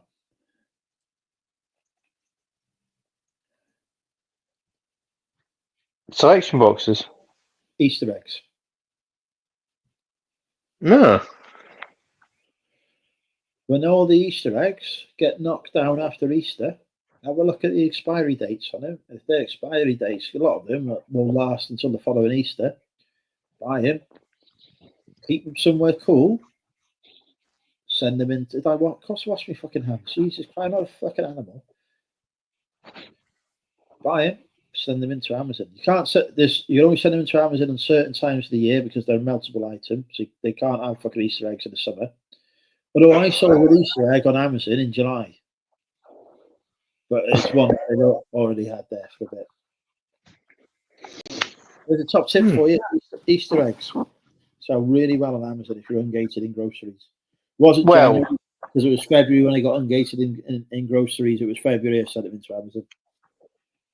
The 26th of December, I will go into my local Sainsbury's and buy all the Christmas stuff they've reduced for next year. Wait until they're doing it for 10p each. That will happen. Well, that's when that's the plan. Was it last Christmas or the Christmas before? In the January, I just filled the car with Christmas stuff and spent fucking about 20 quid on it. Something ridiculously cheap, like decorations for 10p and stuff like that. They're all in the box. Listed it all in October. Made hundreds of pounds. Big profit. Excellent. If you got the space to store the stuff, then you buy it. Yeah, I know a lot of people do winter boxes and things like that. You buy it when the shops are chucking it out for pennies. Aldi was brilliant. 2 years ago, I think it was. They were selling Kevin the Carrots and all sorts for like 19p and whatever. Christmas shaped boxes, kind of stuff for literally pennies. Sold it all a year later. Nice profit. Well, there's quite a lot of people I know went on the wooden toys thing and the Kevin the Carrot thing. Although I don't think the Kevin the Carrot people got as much abuse. So there's people I knew that bought them wooden toys, but it was all the Aldi ones that were like really selling. The Lidl ones, the Morrison's ones, even though they're exactly the same concept, weren't really getting the same traction. But the people I know that were selling them on Vinted were getting like really bad messages. They had like people literally calling them paedophiles and stuff like that. Brilliant. What a way to get your Vinted account banned. I just reporting that straight away, saying, look at this abuse I'm getting from people. Yeah, no, they did report them. But yeah, it's just like mad. The thing is, it wasn't like it was that scarce a product. You could still go into quite a lot of the shops and still get them. So I don't understand it. But then as well, the Lidl ones and the Morrison's ones look exactly the same. So you could just give your children exactly the same thing and they wouldn't really know. Yeah, I passed me by that one. I saw people buying it and queuing for it. Stephen Thornton, he went in for some, didn't he? But it didn't. I did the Kevin the Carrot thing a few years ago, right? Yeah. Where I set up shop in Sainsbury's car park in Wrexham, and the car park next to it is Aldi car park, and there's an Aldi there. And I went in the Aldi, I bought a load of, this is at the time when Sainsbury's car park, you can park all day for free. You can't do it anymore, but you used to be able to park all day there for free. Went in the Aldi, bought loads of Kevin the Carrots. I think you could only buy 3 at a time, but I just put like the thing in between, and then it, I'd have 3. Oh, yeah, I've done that. Yeah. Yeah. So got about 20 on my first visit. Put a post up on Facebook. Out of stock having the carrots. I've got them. They were like $3.99 each at the time. I've got them £10 each, and I was just selling them to people in Sainsbury's car park. Sold all of the 21. Yeah, I'd say not 21 that I had. Sold all of them. Gone within an hour at most. Bearing in mind, the Aldi was literally next door to where I was, right? And people were coming to me to buy them. So I thought, well, I wonder if they've got any more left. Went back in, bought another load. Facebook again. I've got more in stock. Sainsbury's car park. I'll be there. BMW estates. That's what it is. Sold another load, and I thought they can't have any more left. They must be sold out. Went back in. Literally as many as the trolley would fit. Bought them in. They had fucking loads. They hadn't sold out, but because the media had been saying that they'd sold out everywhere, people hadn't even made the effort to walk into the Aldi to look to see if they had any. They just got on Facebook. Oh, he's got some. I go back, and everyone else on Facebook selling 15 quid. So I was getting all the sales, and all I was doing is I was just walking across from one car park to another, filling the trolley and coming back. I bought their entire supply of Kevin the Carrot that day and sold every single one for £6.01 profit on each one. I must have sold about 200 Kevin the Carrots, the entire supply that they had. And literally, if anyone could have just gone into Aldi and bought them themselves without having to buy them off me for a markup, it was brilliant. It was one of my best reselling days ever. Yep, people are idiots. I mean, you could see Aldi in the back of my picture of Kevin the Carrot.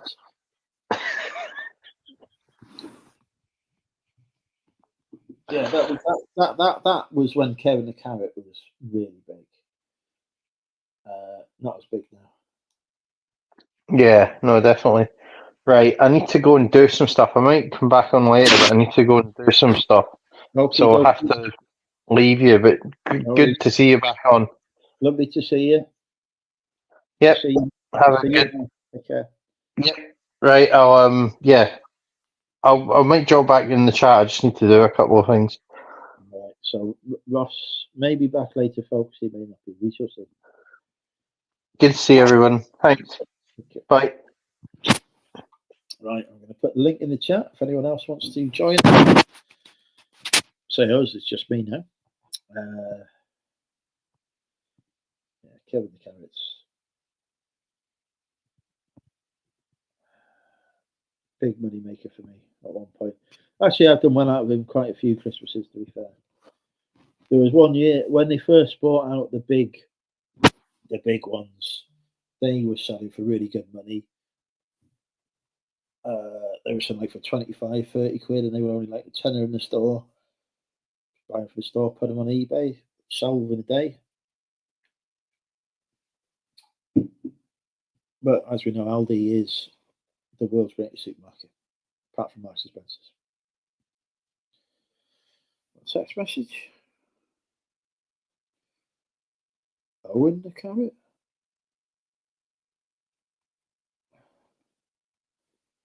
Think about a crush again.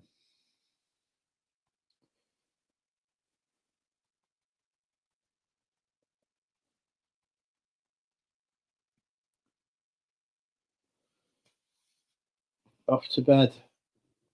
It better not be going to any of my car boots. Banned. No, I don't go car boots anymore. Good night, Ali. So who have we still got in the chat? Lyndon is abusing me. She's switched from flirting to abusing me, so it's pretty much every relationship I ever have goes. I'm saying good night to Lyndon, but she's still here. Well, she was. I can't keep up. Night, night, Ali.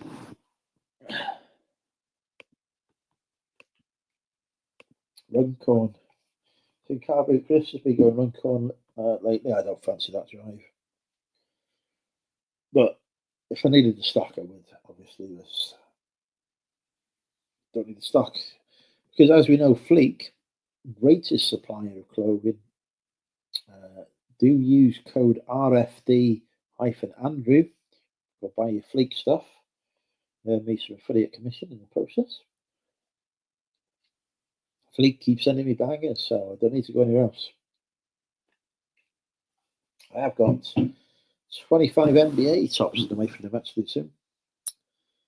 I'm definitely going to order some more of their mystery boxes because that was good. It's already put me in profit for the day. Fuck me, I've got 40 orders to send already. I'll be spending tomorrow shipping. Right, who have we still got watching? We definitely got some lurkers. Don't be a lurker, be a worker and come say hi. It's the closest I can get to Orion.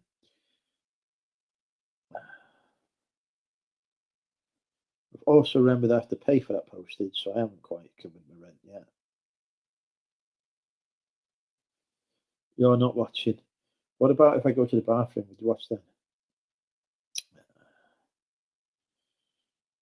eBay is being kind to me at the minute. Let's see if no sales on, well, one sale on Vinted.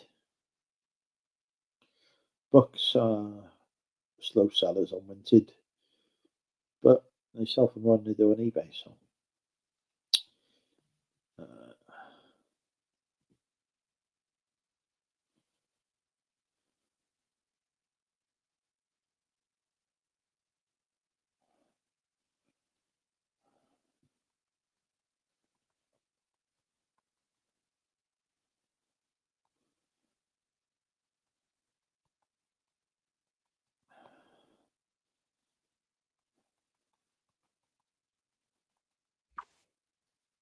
oh, we looks like we've got the hand of Todd popping in.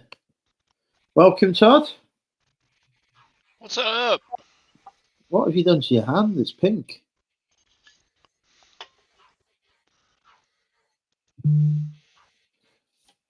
How are you, Todd? It's what? I said, how are you? I'm good. How are you doing? I'm all right. I'm slightly drunk. I'm in a new house, Todd. I've moved house. I'm now living in a new location. I was going to ask, is the move completed? Well, I'm here. I'm surrounded by boxes and boxes, basically. Lots of boxes. Everywhere I look, there's boxes. So I think that's complete, isn't it? It will take a while to complete. My last move, like 17 years ago, we still have boxes that are unpacked from when we moved. I literally moved boxes that haven't been unpacked since the move before the last move before the last move.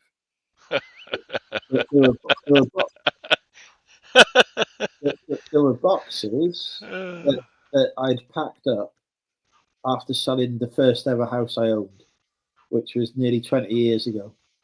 And I was like, so some of the stuff in there is definitely vintage. So I really need to unbox it and sell it. Because it's vintage now. Because that house I sold nearly 20 years ago. And I'm pretty sure whatever's in those boxes I would have bought probably when I was at university. So I'm like, there's probably money in those boxes. There's probably stuff in there that would have been worthless 20 years ago. It's like worth hundreds now.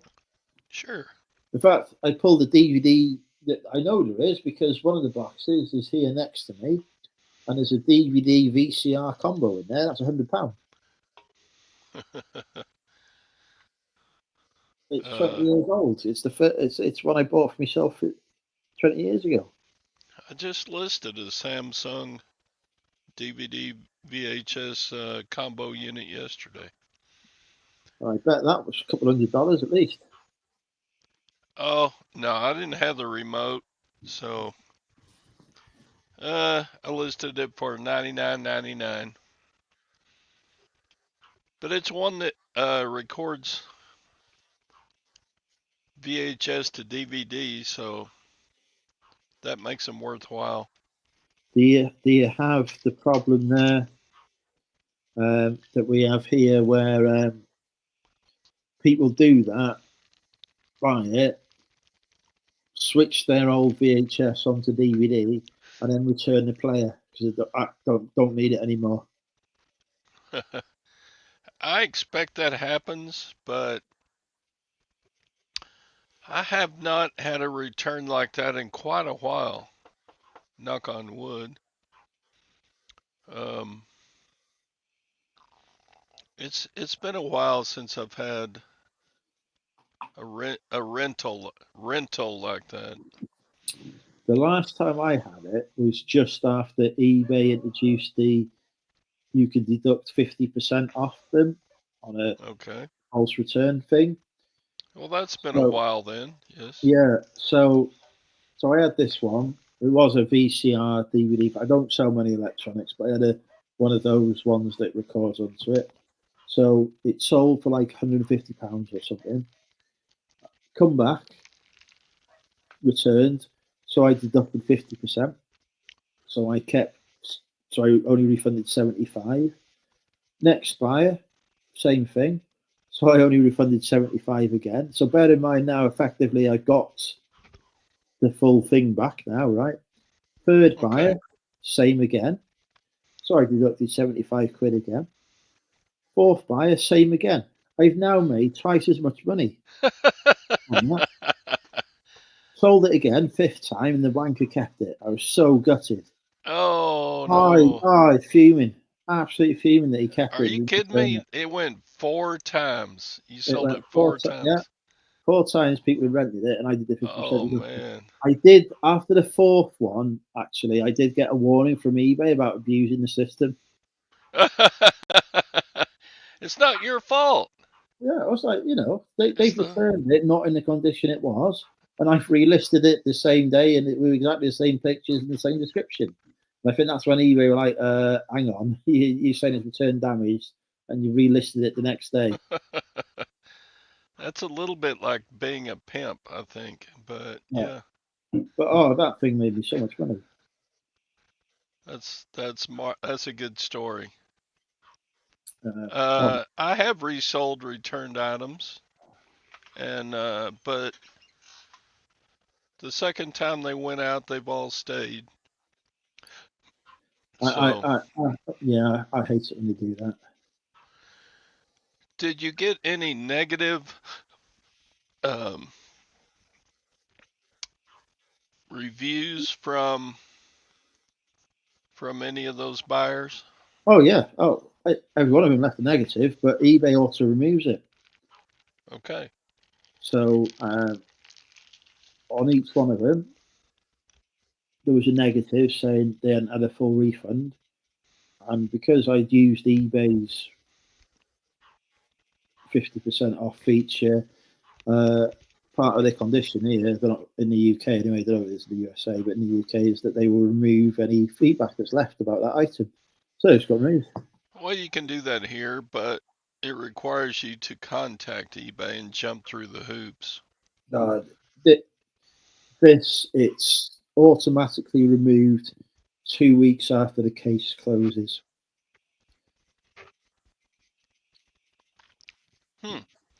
So, I'll have to research that for the US and see if that's the same here. I didn't know it was that, but when I spoke to eBay for Business, they said, "Oh yeah, it's also removed after 2 weeks," because they had a few where it hadn't been also removed, and it's like, yeah, 2 weeks. Now, is that because you offer free returns? Nope, just because I used my seller protection and only offered a 50. Okay. Because the buyer had returned the item not in the condition that I sent to them.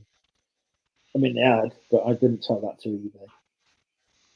These are the black hat tactics, folks. Obviously, I'm a professional now, limited company. We'll never do that now.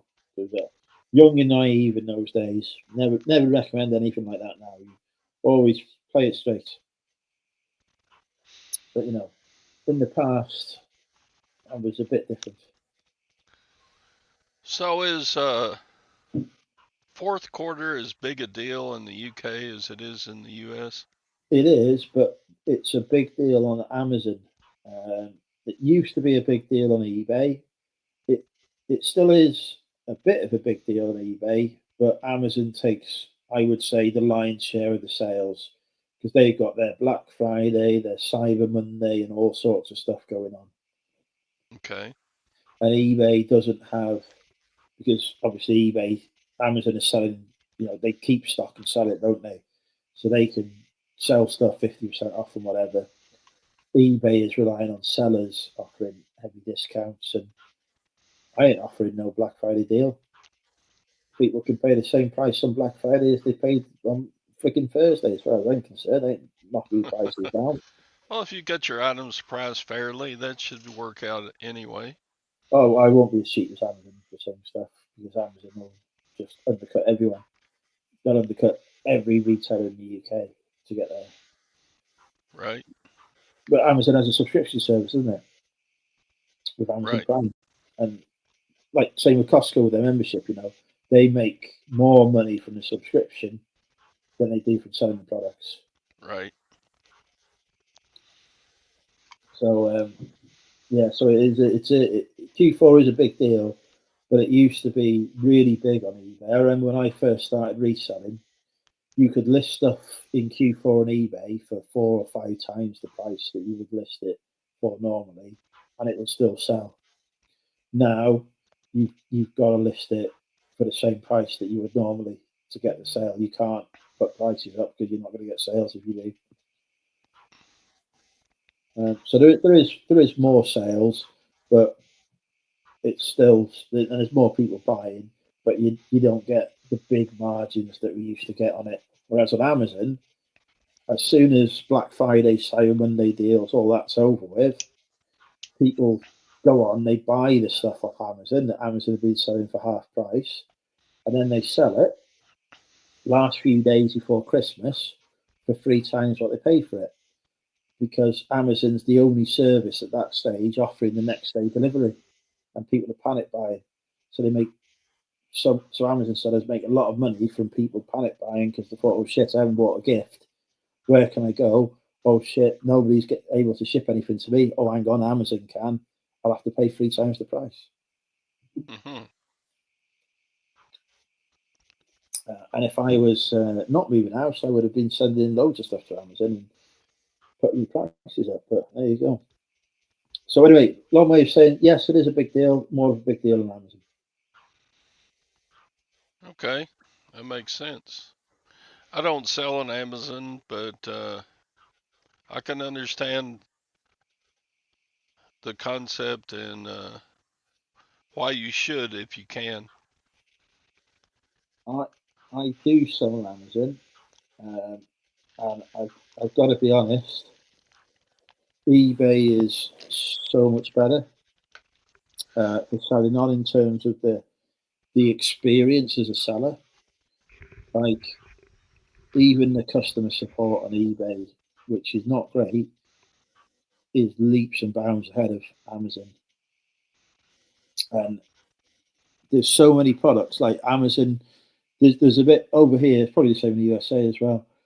There was a product, a pet food brand that was being sold on Amazon, and it's an expensive brand, and it's £25, so it's about what $30 to $40 per pet food order. And on that listed on Amazon, there were loads of Chinese sellers selling it for 15 quid, but they were selling a fake product, and it was making people's animals sick. So Amazon closed the listing down, and everyone who had ever bought that product in the past year got a refund on it. So not just the people who bought the fake Chinese stuff, but the people who bought legitimate stuff from legitimate sellers all got refunded. And who pays for that refund? It's not Amazon. It's the sellers themselves that pay for it. So there's people lost tens of thousands of pounds or more because Amazon have decided to refund the every person who's ever bought that item. And the best thing is, right, all those sellers on Amazon who were selling it had bought the actual product from Amazon because Amazon had done it on a Black Friday type thing, but in Easter, they'd done it half price in Easter. And so everyone had bought it and then sold it. And Amazon hadn't even asked the sellers who they'd issued refunds on behalf of for invoices to prove whether the product was legitimate or not. So if they had, they'd have had loads of invoices from Amazon saying, there you go, legitimate product. No, Amazon has just refunded millions of pounds of Amazon sellers' money because they think the product's fake. And it was Amazon themselves who had sold it to these people as well. So there's people's businesses that have just completely collapsed. Goodness. That is the problem with Amazon. If you are having an account on Amazon and you're selling on it, and you're doing the Amazon FBA, they handle everything on there, so including returns. So if there's a product recall, like that one, which Amazon had instigated themselves, they will refund every single person who's ever purchased it, and they'll use the seller's funds to do it. So it's whereas on eBay, if there's a product recall on something, eBay don't give a fuck. You just can't sell that listing again. That's it. They don't refund people out of your own or anything like that. That's something that the buyer has to take up and raise a case with the seller themselves. And if it's outside of the returns window and it's outside of the credit card chargeback window, then sorry, mate, you're not getting any money. That's crazy. Yeah, so stuff like that does make me a bit cautious of Amazon. Yeah, that doesn't happen on eBay like that. No, not at all. No. So Amazon is good. Opportunity to make a lot of money, but you are giving a huge amount of control of your business over to Amazon, and far more control than eBay have of it. So as a result, there's a lot more risk. So did they close account? Did Amazon close accounts because of the problem or? Yeah, they've just refunded every single person who's ever bought the product in the past year.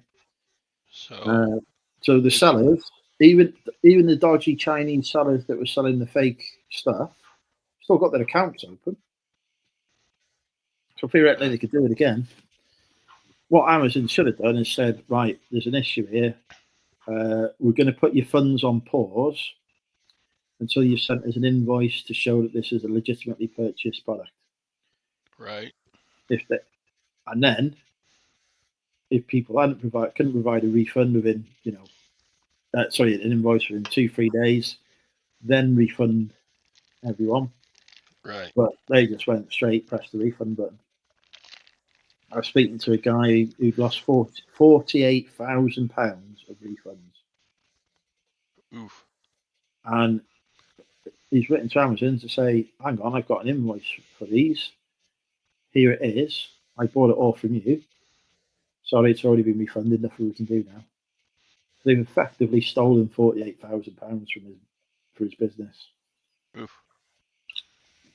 So yeah, it's definitely making me think stuff. Where if Amazon decide to issue a refund, it's not thousands and thousands of pounds worth of product, because most of the sellers on Amazon that are selling new stuff are selling in volume. They will sell thousands and thousands of the same item. But there's an issue with that item. Amazon ain't going to care about your business. They're going to care about the customer, and they're going to refund them from your. Oh my God, the sale. They're going to refund them from your money. So, that's you, Todd. That's you had the sale then. That wasn't me. Cha-ching. Okay, so guesses are open, and it's an even dollar amount. Okay. I'm going to go $100. No. Less. I'm going to go $25. Bing, bing, bing. Brilliant. What did you sell? It was, let's see. Let me bring it up here. Evening tea cakes? A vintage super shooter that it's a cookie press. All right, okay. So this is a good Christmas item. It's electric, and you put your cookie dough in the top, and it squirts out cookies. We have something similar to that sells for a similar price, but pasta makers rather than cookie makers. So I took an offer of 20. Oh, how did this sell for 25 when I had it listed for? Okay, yeah, it must have been on an offer that I sent.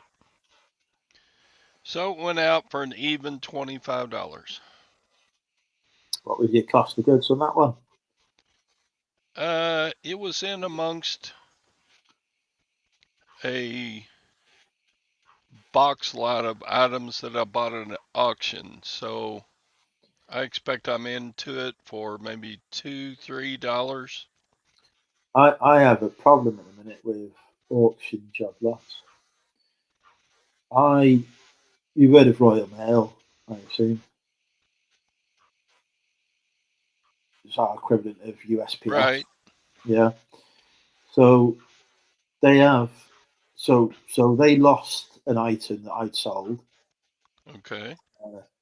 It wasn't a massive sale. It's like it was 20 quid or something. But they'd lost it. So fair enough. Couriers lose stuff. It happens. I refunded the buyer and raised a claim to get my £20 back because there's compensation due. It was a track service that has up to £150 compensation included. And then they said that they needed proof of the item's value to refund me. So fine, I just sent them the order details from eBay. And then they said, "Oh no, we need to see what you paid for the item." And it was part of an auction job lot. Well, you said auction job lots aren't itemized by item. It'd just be like job lot of books. If it was books, it was just job lot of books. Right. Was all it said on it. Well, and I paid £6 for that job lot. So I said, oh, I've only got invoice from the auction company for it. I said, I've sent you the what it sold for, the £20.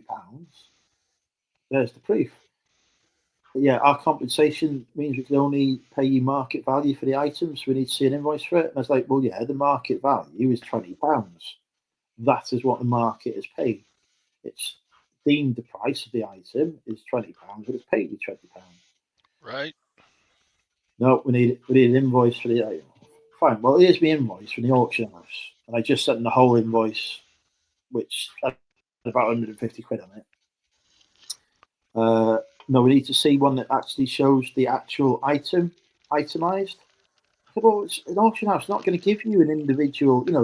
It's selling job lot. It's not going to say that this specific book was part of it. Right. They've refused to pay me compensation for the lost parcel. So I have appealed that all the way through all of their layers. They're a postal review committee, which is the final one. And each one of them has said, our compensation doesn't cover you making a profit on the item.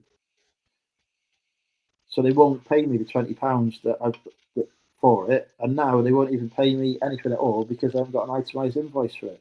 How fucking ridiculous is that? Fuming. Similar things happen on USPS. If they lose it, they will compensate you for the eBay charge. However, if an item arrives damaged by the USPS, they almost never compensate you.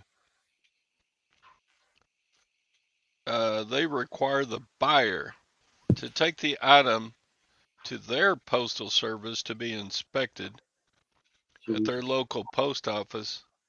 Which the buyer isn't going to be bothered about doing, are they? Because they know True. they'll get the money from It's- eBay regardless. It's ridiculous. I bet. So, Do you find if you use a different courier company like UPS, if I had the same issue with UPS here, UPS, I would give them the eBay invoice for the sale, and they would just refund me the 20 quid, no questions asked. true. UPS and FedEx here are much better about refunding damaged. USPS is just, they're unrealistic about refunding for damage. But USPS, no problem. If it's lost, here's your refund. Yeah. But USPS is my main carrier. Well, And I have very little damaged goods anyway because yeah, I don't get a lot of damage either, to be fair. I pack very well, you know. But I had, because I've moved where I was before, where I lived before, there was a courier company called Yodel, and they had a depot a 5-minute drive from my house, so I could drop all my parcels off there. Right. No problem at all. Where I live now, it's a half-hour drive to the closest depot. Oof. So I'm not going to do that because that's half-hour there, half-hour back's an hour out my day. I'm not going to do it. Yeah, and gasoline, petrol, as you say. And so I've switched. So I thought, no problem. I'll switch to Royal Mail. They charge a bit more, but I haven't got to do that drive there and back and all the rest of it to drop the stuff off. But now I'm like, they're not going to compensate me when something goes wrong.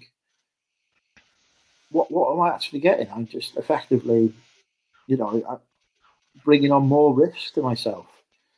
So if I get something that is,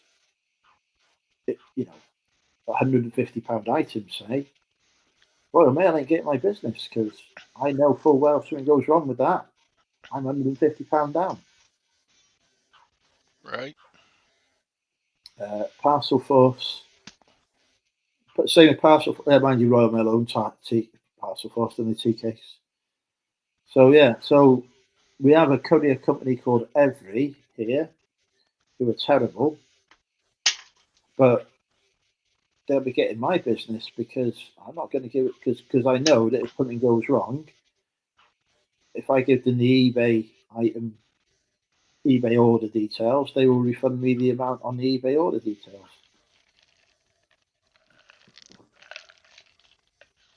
So this, And that's only fair. I mean, I couldn't understand the Royal Mail saying to me, it's the market value we need. Well, yeah, the market value is what the buyer's paid. The buyer dictates the value of the item. True. I could not understand it all, still can't. But yeah, 3 separate layers of complaint gone through. I could write to the postal ombudsman as the final stage, but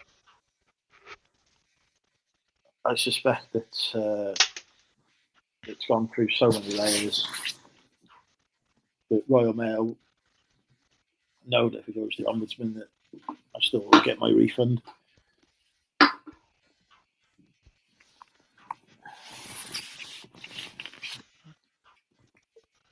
So, not how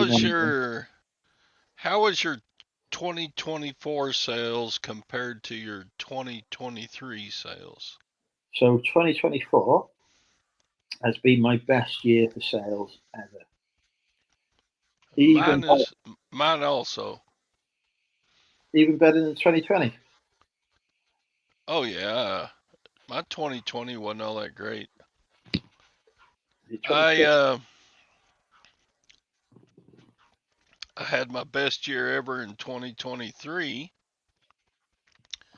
and I'm up 14% over the same period last year. So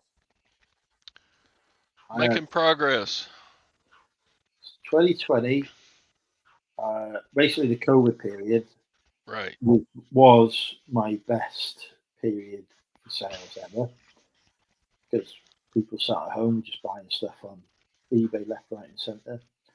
But this year has been far and away head and shoulders above that time. I've listed more stuff than I ever have done before, and I've made more money as a result. It turns out, Todd, that if you list more stuff, you sell more stuff. What the hell? I know.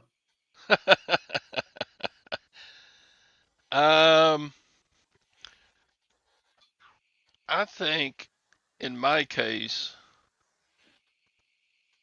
as time goes on, and this is about my ninth year to be a reseller,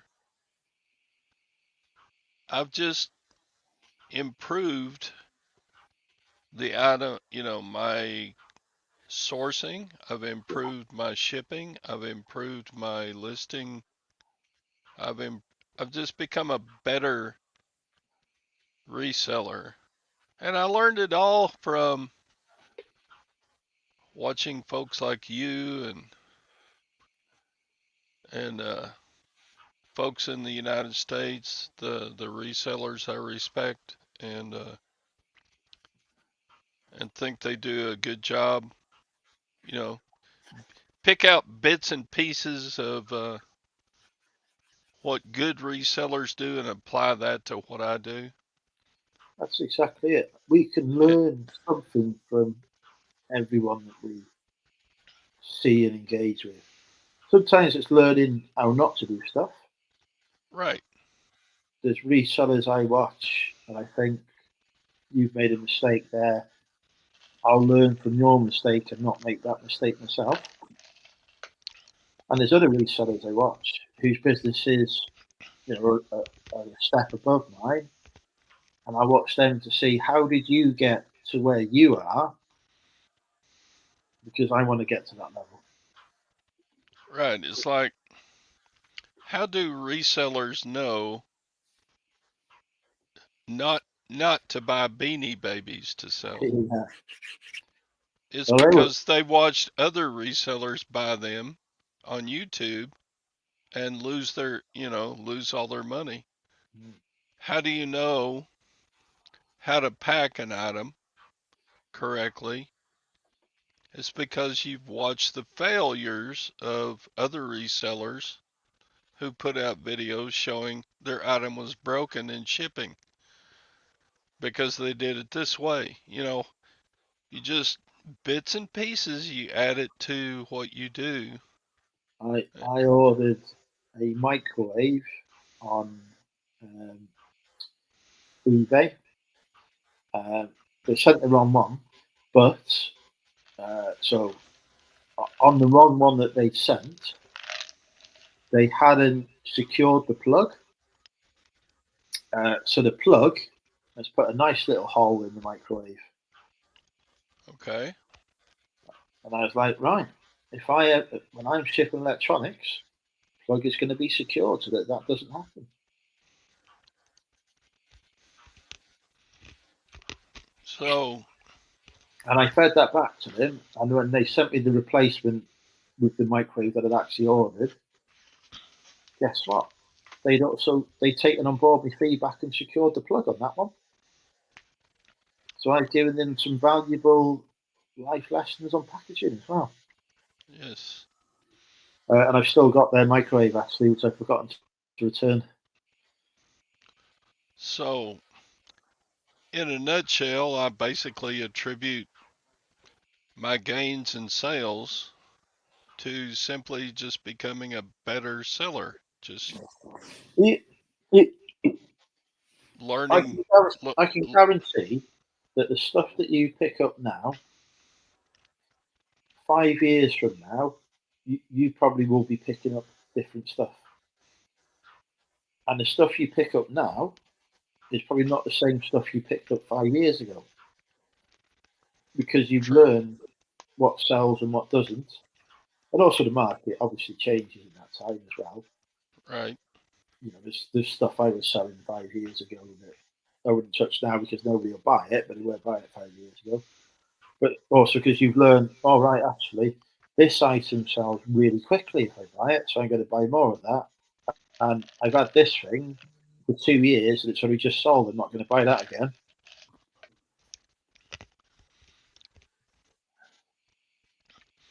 So, what is the oldest items in your store? Well, How long do you hang on to an item before you like turn it loose, redonate it, or throw it away, or whatever? so I do not have a aged inventory strategy. So basically, if something is listed on my store, it stays listed until it sells. Same here. And to be honest, I probably should try and get rid. I do. What I do is if something is below a certain value,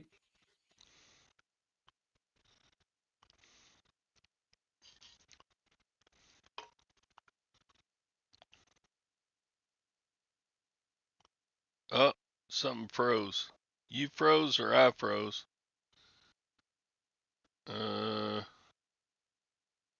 Dang it.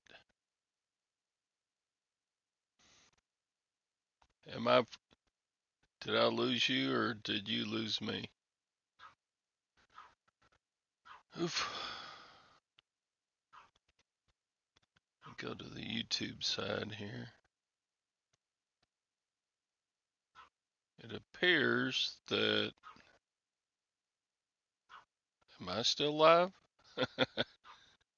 Can somebody in the side chat verify if I'm the only one here or if Andrew's gone? Oh, I see I'm the only one now. I'm back. Oh, you're back. Was it you? Yeah, the computer decided that it didn't like the Wi-Fi that it was connected to, and it's going to try and connect to a different Wi-Fi. Thank you, Tea Cakes. So yeah, yeah. So I was just saying, yeah, I have never taken an item off sale on eBay. I have put some items on auction, but I've never donated an item, took it off for sale. Everything that I've ever listed on eBay um, has sold eventually. That's not true in my case, but very few items have I taken off.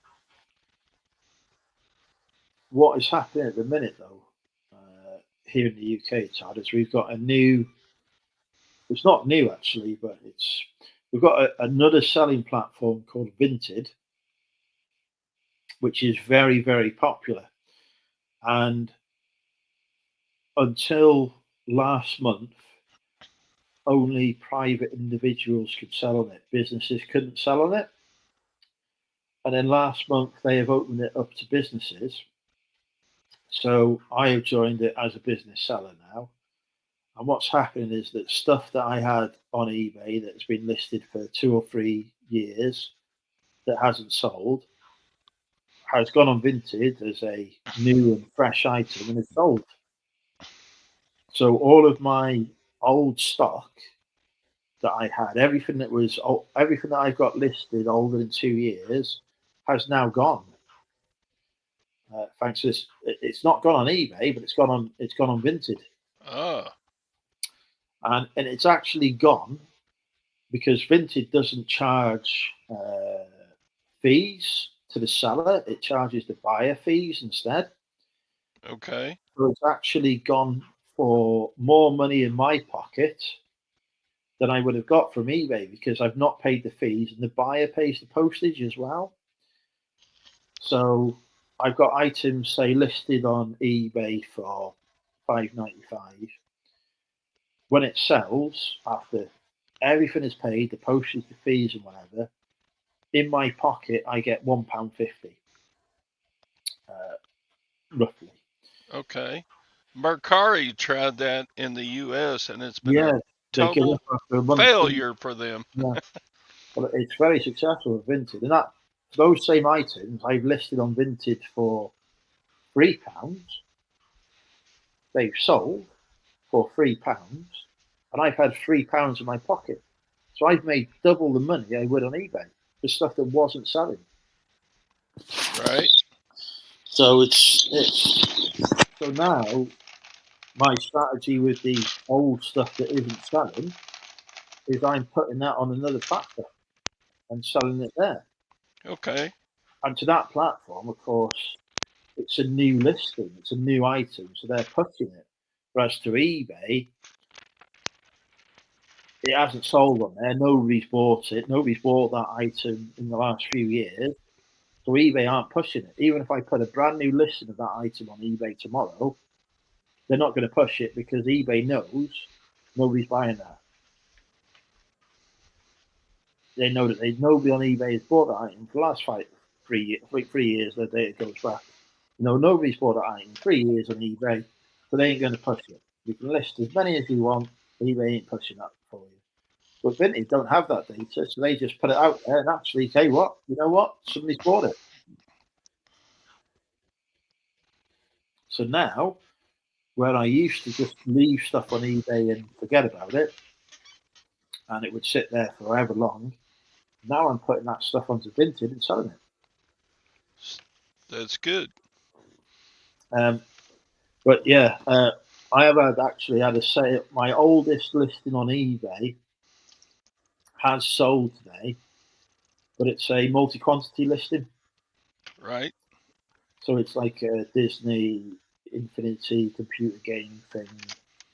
I bought about 50 of these for 99p each.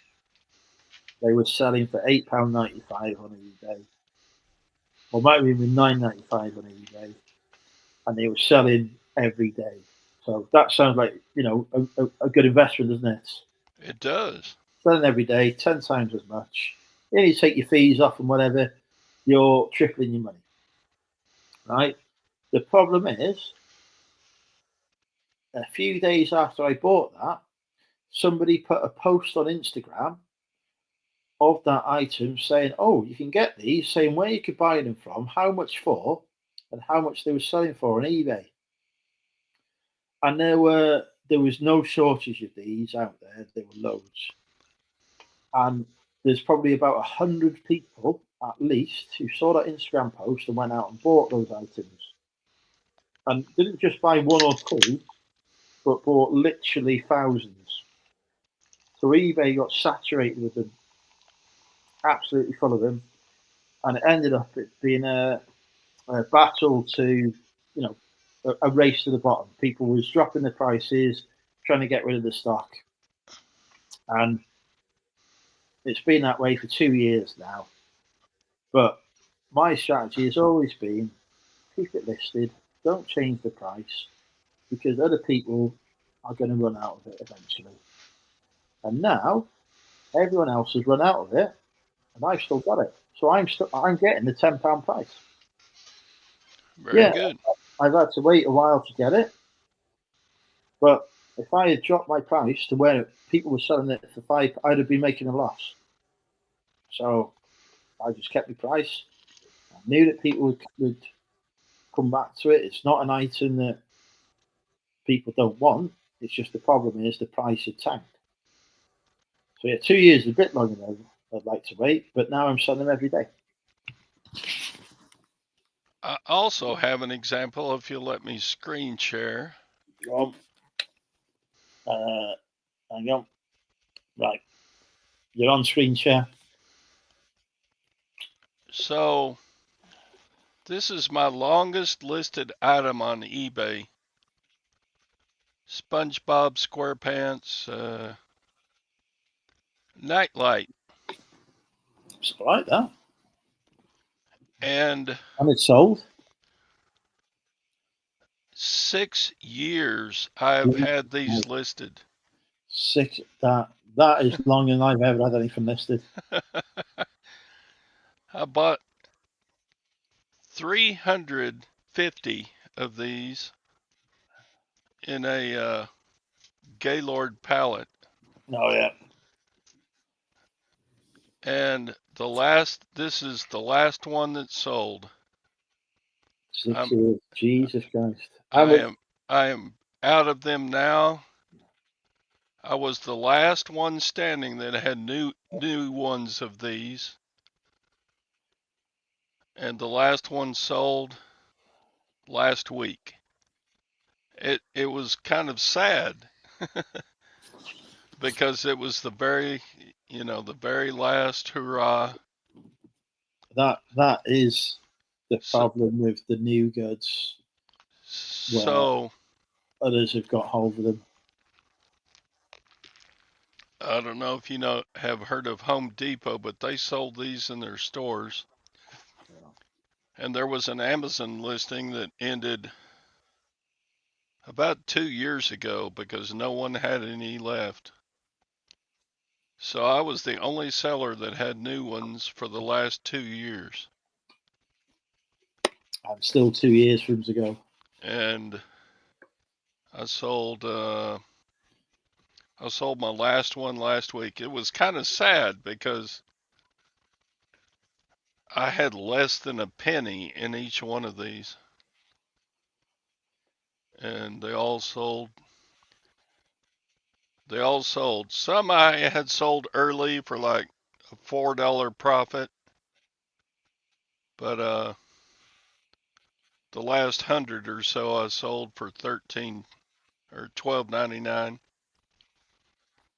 and did very well.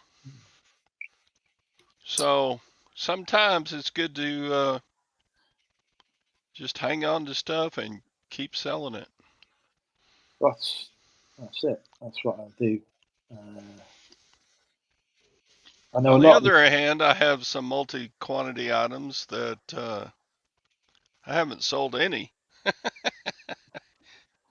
I do have some vacuum cleaner accessories listed that I'm pretty sure there's only about 1 or 2 of the vacuum cleaners that it's accessories for that are actually still working and operational in the UK. Oh no. Because obviously, people upgrade, don't they? Right. And it's not like, so I think I am going to have to do something with those because I've got about 100 of them. But I might just put them as a job lot on eBay and see if somebody's stupid enough to buy them. Right. So at an auction about 2 months ago, I purchased a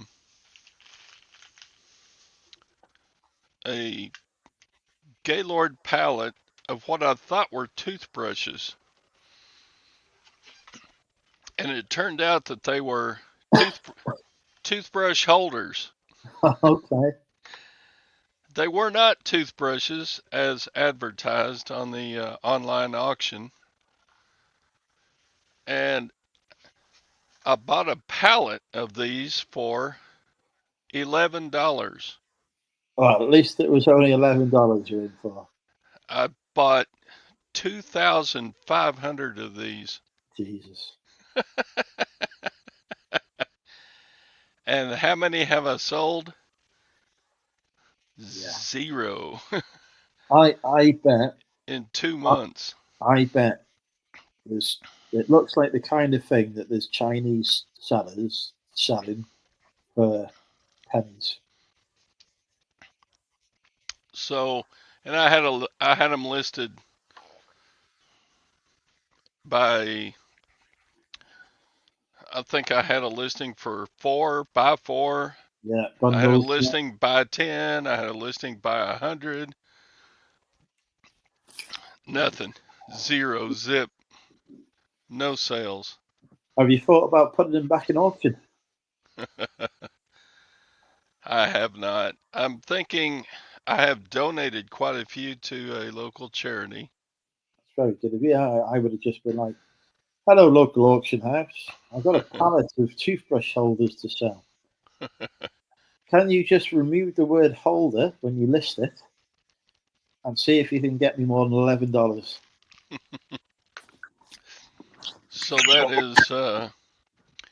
that is a fail that my YouTube friends have had fodder to give me hell over for the last couple of months.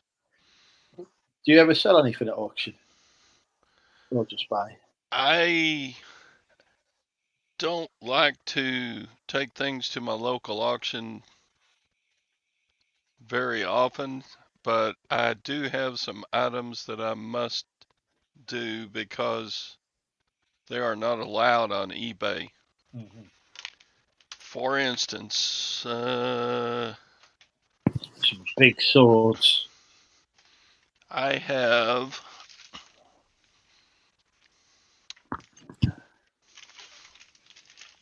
5 of these. This is a shotgun magazine. Okay. You load shotgun shells into it. It holds 10 shotgun shells, but they are not allowed to be sold on eBay. Yeah, because people like to shoot people.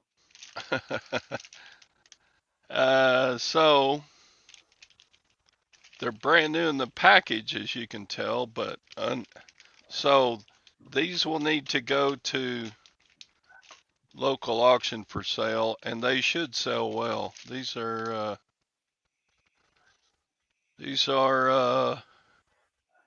on the website. These are listed for like $35 a piece. Okay, how much did you pay? Oof. On these, I think I gave $30 for the 5 of them.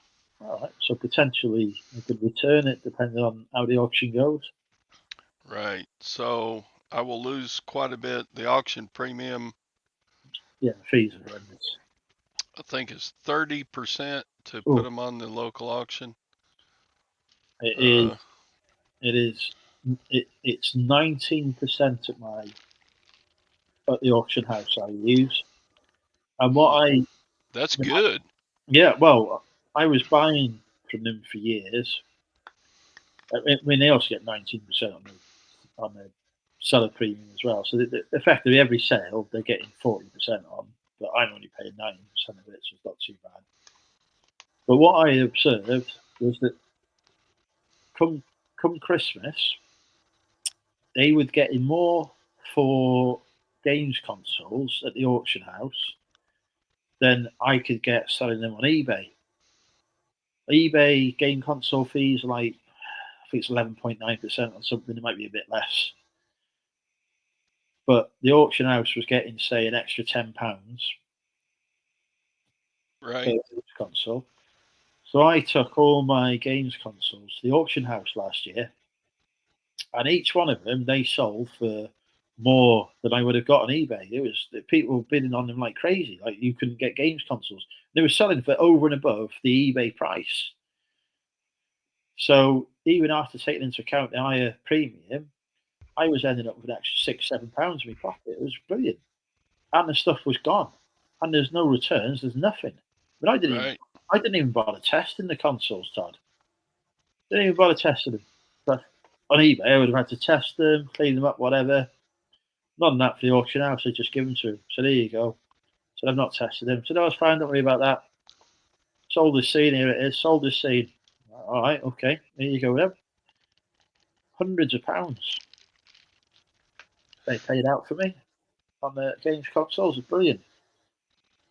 I haven't bought any games consoles this year, so I can't do it again. But it was a real eye opener for me that people would go to the auction house and pay more for stuff than they could just go and buy on eBay and get it delivered to the house. Right. Crazy. That is true of coins, like silver or gold coins. They do sell a lot of coins there, actually. Yeah. In the local auction, they go for much more than a person could buy them from at eBay price or from a bullion dealer. I'm assuming as well your auction houses are like ours, where it's sold as seen. Once you've bought it, there's no returning it. That's it. The deal is done. Right. As is, where is. That's what they put on there. That's it. It's a brilliant way of selling. He was going, "Oh, what reserve do you want to put on him?" And I said, "Well, I've paid like £4 or £5 each for these, so £5, and that will give me, take your 20%, but 19% off, and I've broken even. So yeah, we'll go with that, shall we? Yeah, no problem. That's fine." And then they're selling consoles for like £50 that I'd have been lucky to get 30 for on eBay. And it's like, oh, that's amazing. Wow. All right, I got to go turn some water off. I'll be right back. No worries. Have we got who's still in the chat? Type 1 if you're still watching. Crisis Fighter 12. Probably got some people fall asleep now. We're nearly at the end of my of the eBay day, aren't we? I'll tell you what annoys me on eBay is that it doesn't adjust when it's doing the payouts to the changing clocks. If you get a sale at the minute after 11 o'clock at night, the money for that is going in the day after's payout and not tomorrow's. I'm just short of £300 today. I am on my best day. Yeah, my best day that I've had in the last 31 days. So returning to listings definitely helped. I've got a message on the Instagram. Got a 1. Still watching.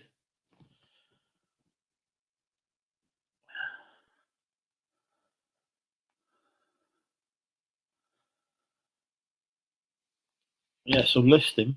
If you want to make money on eBay, list more stuff. And my top tip there: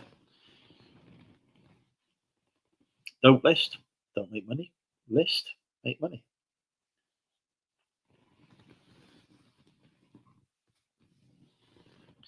I should probably put that out as a top tip of one of these YouTube short. In fact, I'm going to film a YouTube short now. You can watch me film for YouTube Live. Here we go.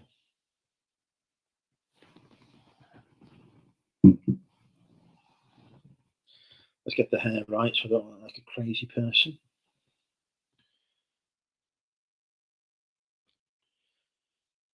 If you want to make money on eBay, list some items to sell on eBay. Top tip there, get it done. Right. Try and remember to put that out as a YouTube short tomorrow. It'll make me at least 3p. The money I spend on electricity charging the phone, after having used battery power to do that, will probably be 2p. So I'll make myself a penny's profit. In fact, I'm going to upload that now. Why not?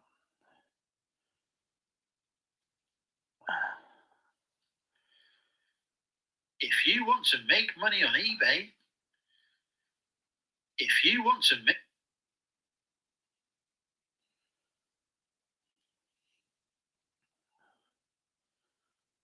the secret to making money on eBay revealed.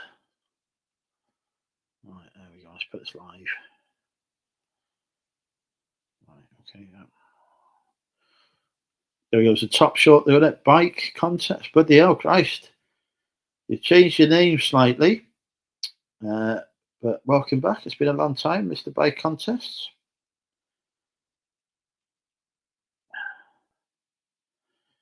So ABL Reselling has uploaded a video, so I'll watch that. Watch that tomorrow. I do like Dave's videos. Dave Keith ABL Reselling's YouTube videos. Do enjoy his content, I must admit. He's somebody who's smashing it on eBay and Amazon as well. Actually, doing 6 figures. That is the level I want to get to. So, studying his content intently. Dave's videos are brilliant. Hey, Ross. Yeah, I do enjoy his content, and I enjoy talking to Dave as well. When I speak to him, met him a couple of times in person now. Lovely chap. Dave who? Chap over here, ABL Resells on YouTube. He's based in the northwest of England. ABL? Yeah, ABL Resells. And he is he's doing very well. Doing very well. Oh, ABL Reselling, is it? There you go. ABL Reselling. Okay. I shall subscribe. I've just uploaded a top quality video to YouTube. Have you? The secret to selling on eBay has now been revealed by me exclusively.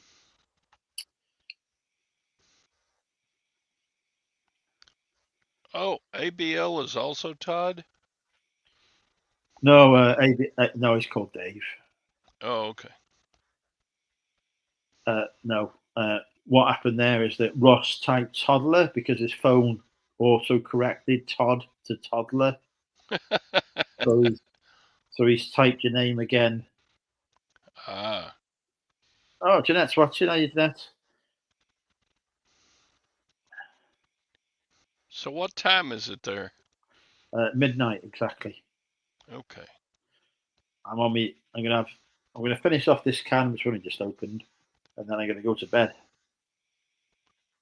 Oof. I just got a counter offer. They're rather low in their offer. Let's see. I can go 16 and that's it. So don't offer them 16, offer them 18. Yeah. Because if you counter two, I mean, you might lose the sale, but I always find if I just go in with my minimum I'll accept, they'll offer less, but I end up taking slightly less than I wanted. There has been an explosion with a flash in Netherfield's Milton Keynes Premier. Okay, so somebody set off a nuclear weapon in Milton Keynes. Nobody's noticed apart from Ross.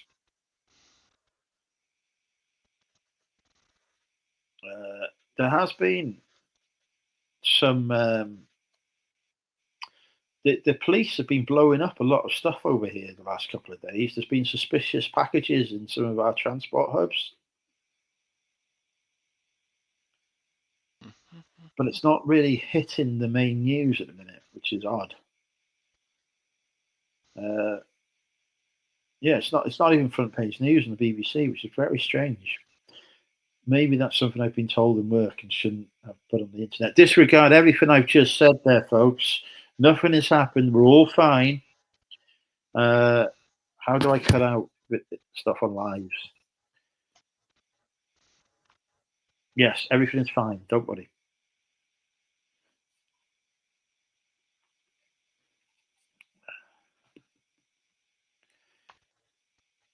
Oh, Sue Gray is gone now. She used to be my perm sec before she became chief of staff for Keir Starmer. But yeah, she's gone now. She's no longer working for the Labour Party, I believe.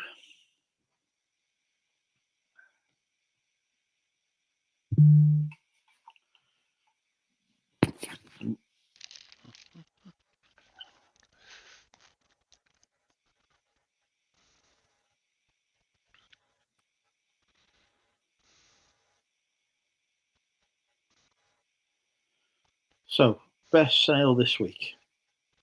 Best sale this week. Let me look at mine. Let's see, all orders.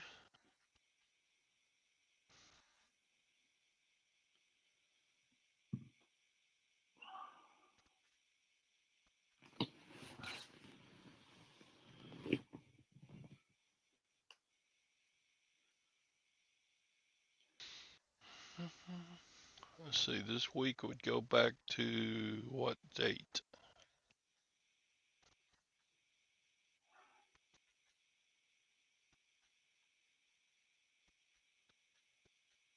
Uh, 23 minus 7.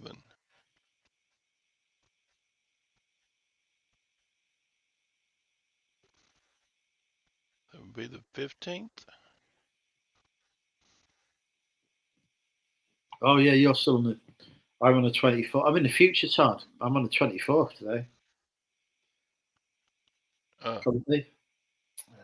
Yes, Yes, you are. you will be on the 23rd. Yeah. So 23 minus 7 is minus 3 is the 16th. 16th. Okay.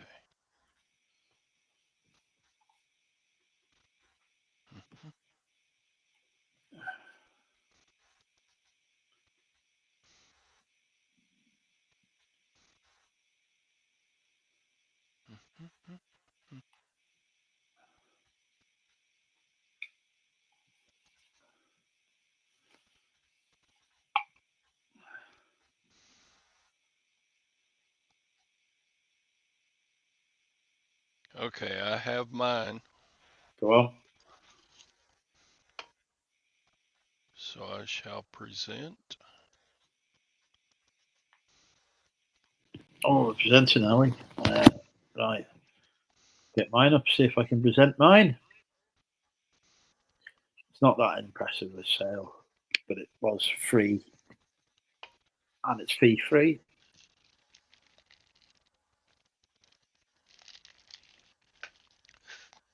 Ba, ba, ba, ba, ba, ba.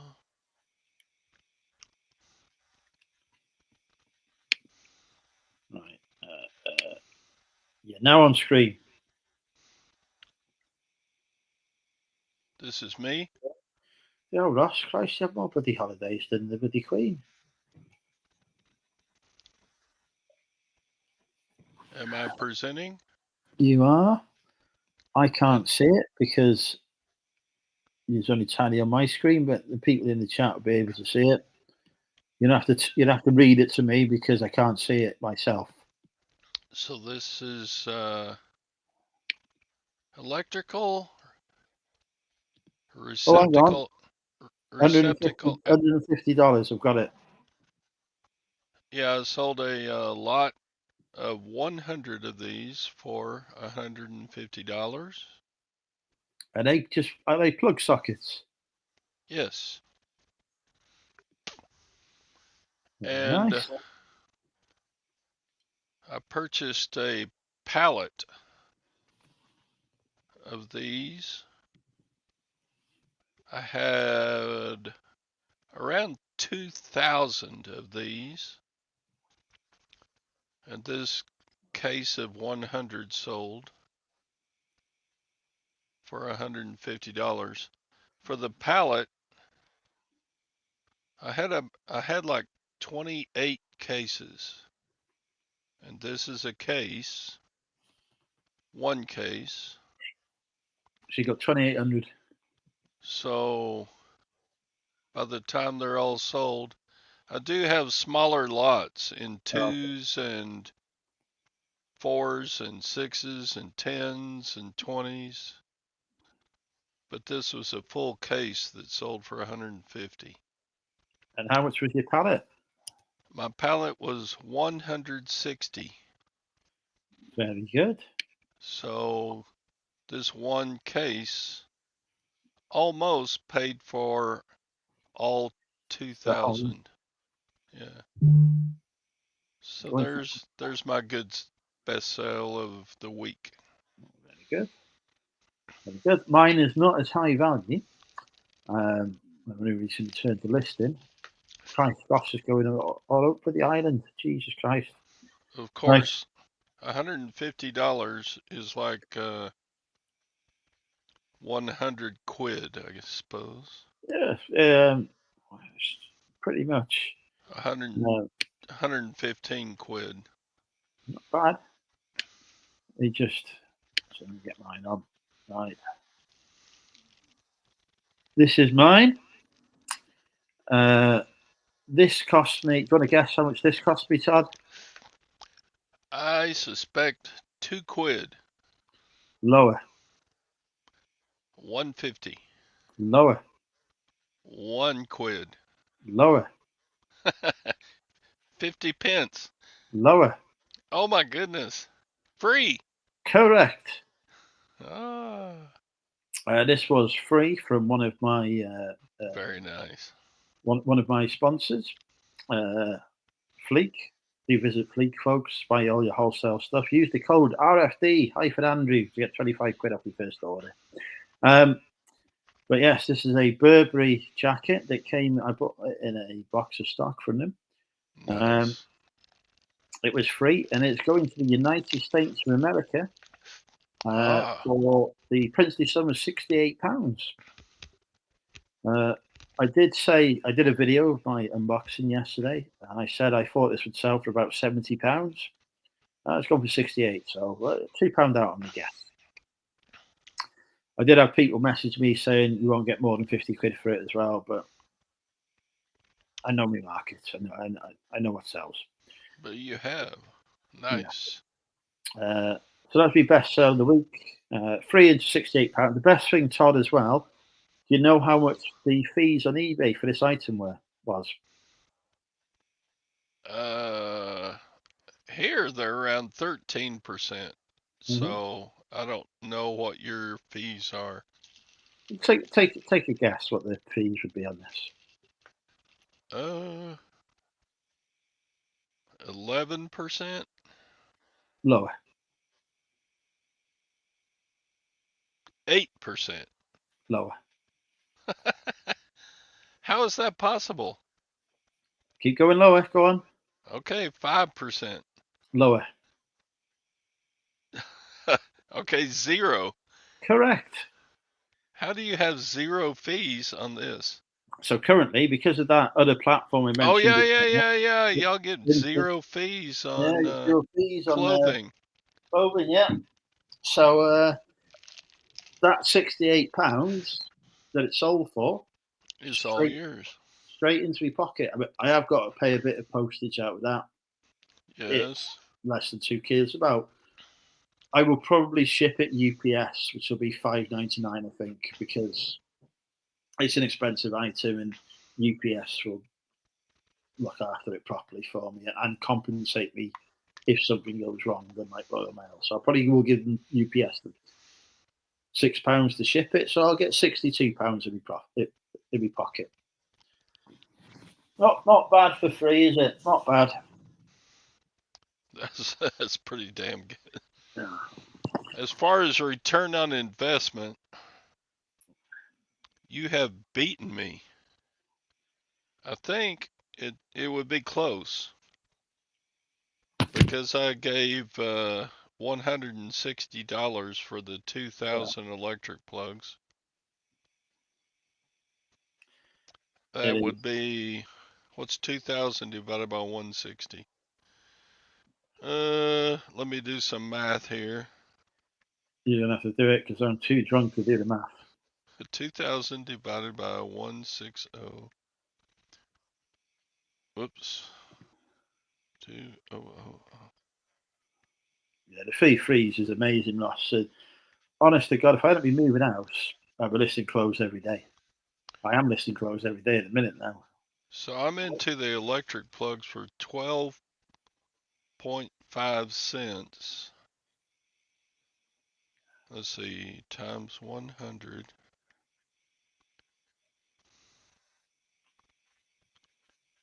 So the electric plugs that sold for $150 cost me $12.50.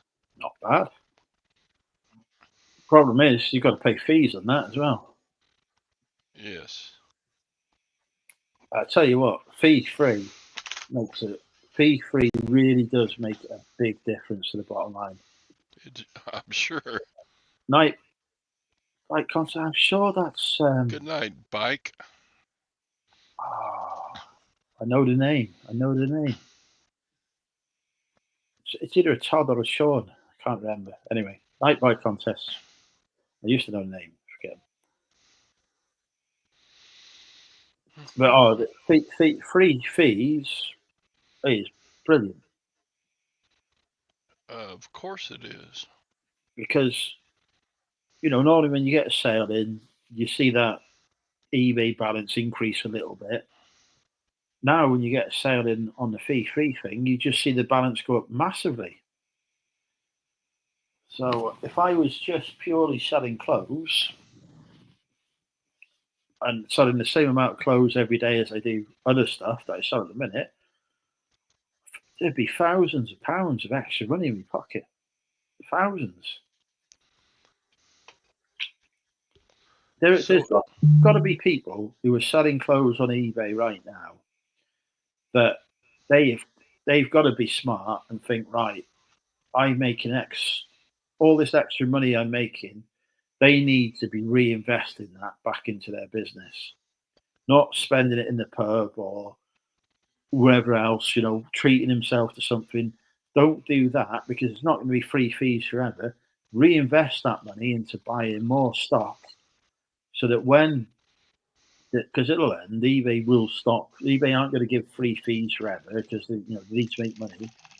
But when that stops, if you've reinvested all that money into your business, you'd be in a position where you've got 5 times as much inventory as you normally have. You could double your turnover. But that came about in the UK because of Vinted, correct? Yes, that's right. Yeah, disrupting the service. This being a disruptor. But there have been no US companies that have been able to duplicate what Vinted has done. No, I know we mentioned before. Macari tried, but they give up after the month. Macari tried to break the UK a few years ago and failed. Poshmark tried to break the UK and failed. It would be interesting to see what would happen in reverse if Vinted tried to break the USA, because I believe that is in their plans. That So would be interesting. Depop is in the USA, of course, and Depop is got the same model as Vinted do. Now Depop was really good during COVID, getting loads of sales on it. It got taken over by Etsy, and it nosedived. It was getting like 10% of the sales it used to get, so turnover went down massively. Depop, I think it might have been about a year ago, might have been a bit less. Depop switched to the same model as Vinted, where the buyer pays the fees, and now their sales are more than are about treble what they were when they nosedived. So Depop changing to a model where buyer pays fees has brought loads of sellers back to the platform. And because there's more sellers on it now selling stuff, the buyers have come to the platform because that's where the stock is that they want to buy. Mm-hmm. So it is working, this fee-free model for buyers. So should I look into Depop for myself? I don't know if they're doing that in America or if it's just in the UK. Okay. I'm not sure. I wouldn't know. But it would be lovely to see Vinted come to the US, I think. So it is interesting watching it because that's 2 platforms now in the UK, and there aren't that many platforms in the UK that are at that level. that are doing fee-free. So eBay said in their last shareholder call in the UK that they were going to do fee-free on customer-to-customer sales, which is private selling. So at the minute on eBay, if you are a private seller and not a business seller, they don't pay fees on anything at all. Anything. Yeah. So whatever they sell, could be a book, could be a computer, could be a watch, item of clothing, whatever it is, they don't pay any fees now. eBay ended fees for them. But they're talking about bringing in buyer pays fees for those sellers, because obviously eBay are losing, money by doing that. But are they losing buyers by doing that? No, they're just losing money in the pocket on the fees. So they want to. So eBay are now have said to their shareholders, because obviously eBay losing money on fees income will affect eBay's profits, which will affect shareholders' dividends. So shareholders not happy. So eBay have now said we're going to introduce the buyer pays fees model for those private accounts that are fee-free. So eBay are now supposed to be copying that Vinted model, but not for business sellers like me. We will still have to pay fees. We won't have the buyer paying the fees for us yet, but they might change that for business sellers as well if it goes well. What is the breakover from a private seller to a business seller? So basically, if you're selling your own stuff, you're a private seller. If you buy an item to sell with the intention of making a profit on it, then you're a reseller like us, and you should be therefore be treated as a business. Because we have different legislation that covers selling an item for a profit to selling your own item in the UK. So there's got to be a breakover somewhere, because who makes the decision on that? How's the decision made, whether it's yours or? So it used to be the case that when you set up an eBay account, you have a choice of setting up as a private account or a business account. It's still the case of that. And the expectation on eBay's behalf was that people would be honest, and if they were buying to sell for a profit, they would set up a business account. If they were selling their own stuff, they would set up a private account. And then what happened was that eBay, to incentivize people to sell on the platform, started offering private sellers lots of deals, like you can list stuff for free, you don't have to pay fees, all this kind of stuff. So businesses, resellers, started selling on private accounts because they wanted to get those deals that eBay was only giving to private sellers. And then HMRC, which is our equivalent of the IRS, and other government bodies became aware that this was happening and that people were not following the correct legislation, and in some cases not declaring their income for taxes. So basically they said to all of the selling platforms in the UK, this needs to stop. We're concerned that there's people not properly declaring themselves as businesses, not offering the customer protections that exist for people buying from businesses, i.e. returns and stuff like that, and not paying their fair share of tax revenues as well. So the government is missing out on money, and buyers are missing out on their consumer protections that they would have got had the business properly declared itself.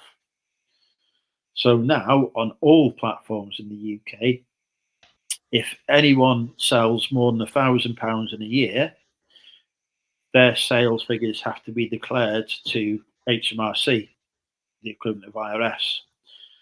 And what's happening now is that You can sell £1,000 your old stuff quite. You could have a laptop or a TV or something and sell it for £1,500. It's your own TV. You don't want it anymore. You spent £2,000 on it. You sell £1,500. But what's happening is that now eBay and Vinted and other platforms are monitoring their sellers a lot more closely, and when they start hitting those thresholds of consistently selling stuff, so not just that individual sale for over £1,000, but when when you've got a seller who's selling £1,000's worth of stuff every month, they're now saying you've got to switch over to a business account.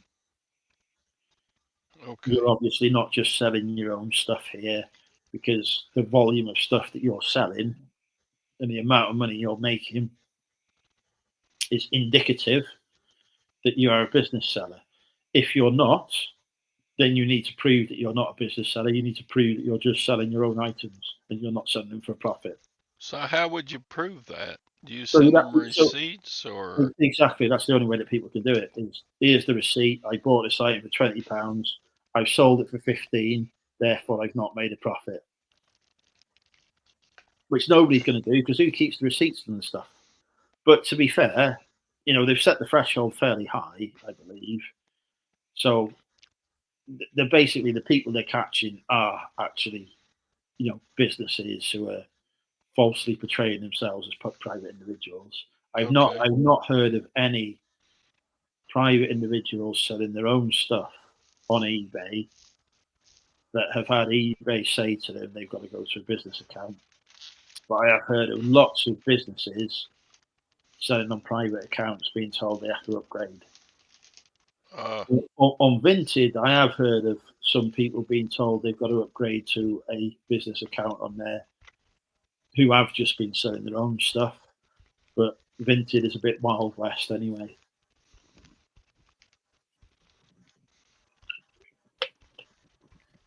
So, but yeah, they're now very closely, only since the start of this year, but now they're very closely monitoring what's going on and telling people you've got to switch on to the right account. This can't be continuing. And so people are quitting selling online, which is good, because that means a bigger slice of the pie for me, who's been doing things properly. Right. But yeah, to go back to the point, this buyers pays fees thing is doing very well on 2 different platforms in the UK now. And if you think about it, in the UK, really, when buying stuff online from a marketplace rather than an individual company, you've got eBay, Etsy, Depop, Vinted, Amazon. That's pretty much it. There's Facebook Marketplace as well, but we don't really count that. Etsy, seller pays fees. eBay, seller pays fees. Amazon, seller pays fees. Vinted and Depop, buyer pays fees. Etsy own Depop, so I wouldn't be surprised if they start saying, oh, hang on, Depop's doing a lot better now than it was. Should we try something similar on Etsy? eBay have already said they're moving towards the model of buyer pays fees on the private accounts. So if that goes well, they may roll that out further. Amazon won't change, because Amazon is literally making billions and billions of pounds and is unaffected by anything. That's true. Amazon offers Prime, and that just wipes the floor with everything else. That subscription-based business model is phenomenal. So Amazon do not need to change in any way. They just look at things like eBay, whatever, say, all right, you do what you want. That doesn't affect us. You're not our competition. That's true. Until eBay are able to get to a place where they can introduce the same kind of model as Amazon have. And they've tried it here. They've tried it in the US with fulfillment centers, but the problem is that Amazon do it all in-house and have that full control over it. And eBay contracted out to third-party providers who just aren't as good. The only way for eBay to beat Amazon is if eBay said to Amazon, we would like to use you to provide fulfillment services,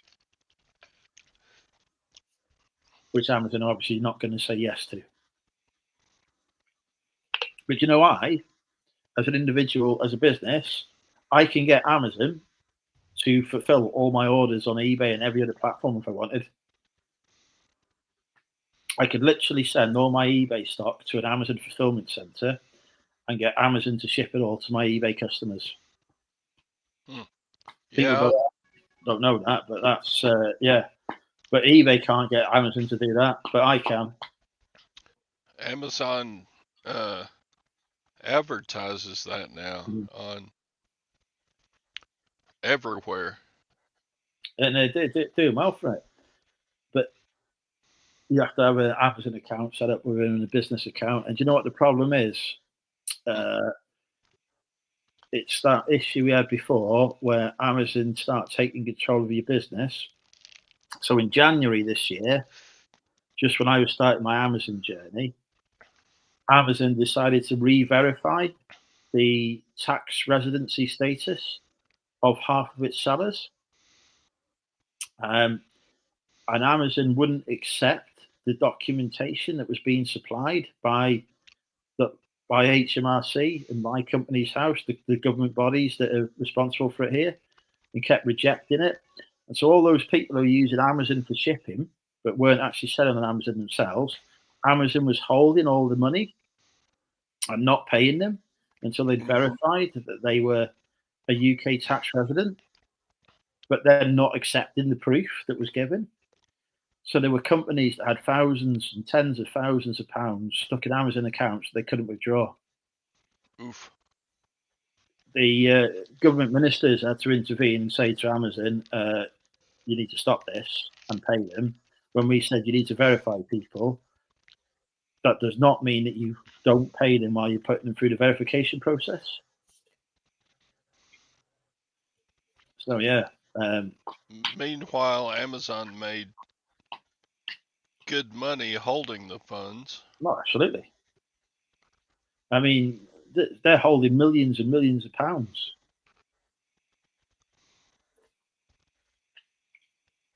And you can guarantee, I mean, you know, even a day's interest on that much money is you know, probably what we earn in a year. More. Yeah. So, yeah, they're not stupid, but yeah, I would never trust. They're bullies, basically. Yeah. You just can't trust Amazon. They're really good for making money on, but you've got to be prepared to say goodbye to that money. Or that's not quite right. You will get it eventually, but you've got to be prepared to live without that money. If you can afford to say, right, Amazon, I'll give you £100,000 of my sales a year, and you can afford to say goodbye to £100,000 for a period of time while Amazon fuck about or refund people or do whatever they do, then you will make good money on Amazon. But if you can't afford to do that, which most of us can't, then there's real risk involved. Mm-hmm. And so, yeah, look, it's not for the faint-hearted. But yeah, the year of selling on Amazon, it was just made me appreciate eBay so much more than I ever did before. And I sell stuff on eBay now that I never would have considered looking at or picking up before I started selling on Amazon. But because I've sold on Amazon different stuff to what I sell on eBay, and I've realized that stuff that sells on Amazon sells well on eBay too. And I can buy it at a price where I can make a profit on eBay. So that's what I'm doing. So I'm selling a lot of health and beauty stuff now. I have no clue about health and beauty, none whatsoever. But you're so pretty. Well, obviously. But I couldn't tell you what any of it is. No clue at all.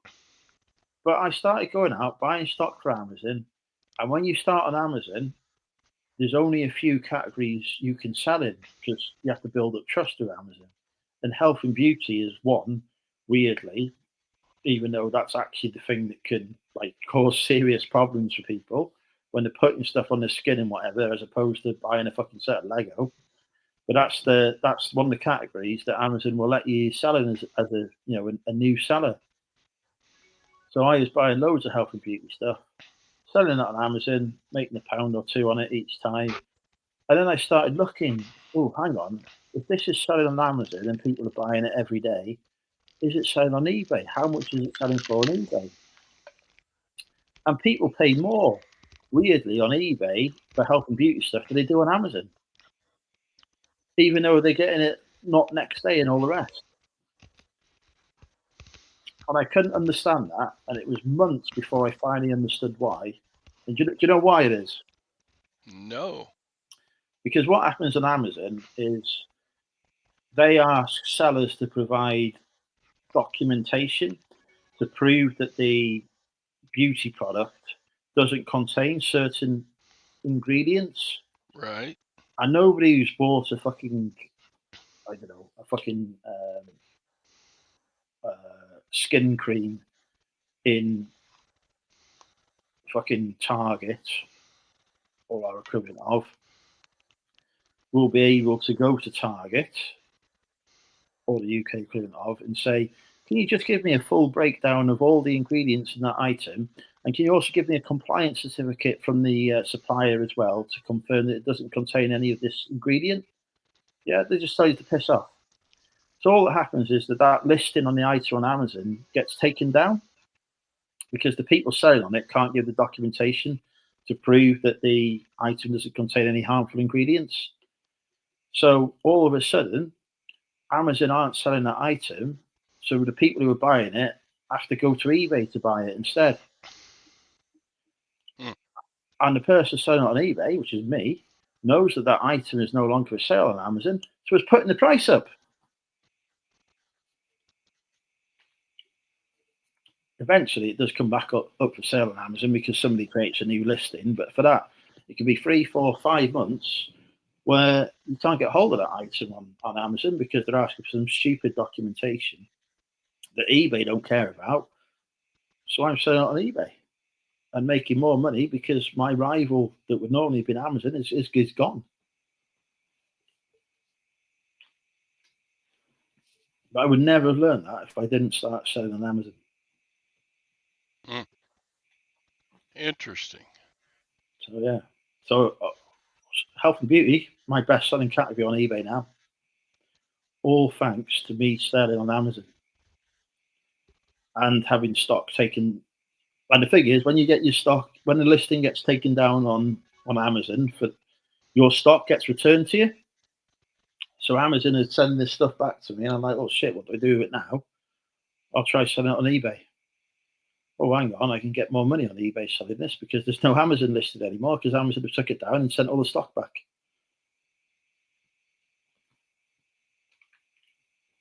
So yeah, I would definitely say that selling on Amazon has made me a better reseller. It's made me think that I need to do a lot more on eBay and appreciate eBay more. And since Bearded Picker says the same thing. Selling on Amazon makes him a better reseller on eBay. Big time. It's the stuff that you can sell. It's the knowledge that you gain of the products that sell and the realization that actually they sell on eBay, and that trying out different categories that would never have occurred. But anyway, we won't go into too many of my business secrets because people will be really copying me again. I'll tell you what, Todd. I learned a valuable lesson a few years ago. I was selling health supplements on eBay. What were they? Diet pills. Diet pills I was selling, and they were selling them in a store here called Home Bargains, which is just basically a clearance store. And I was going in there, buying them, listing them, they'd sell the next day on eBay. Brilliant. The sell-through rate was phenomenal.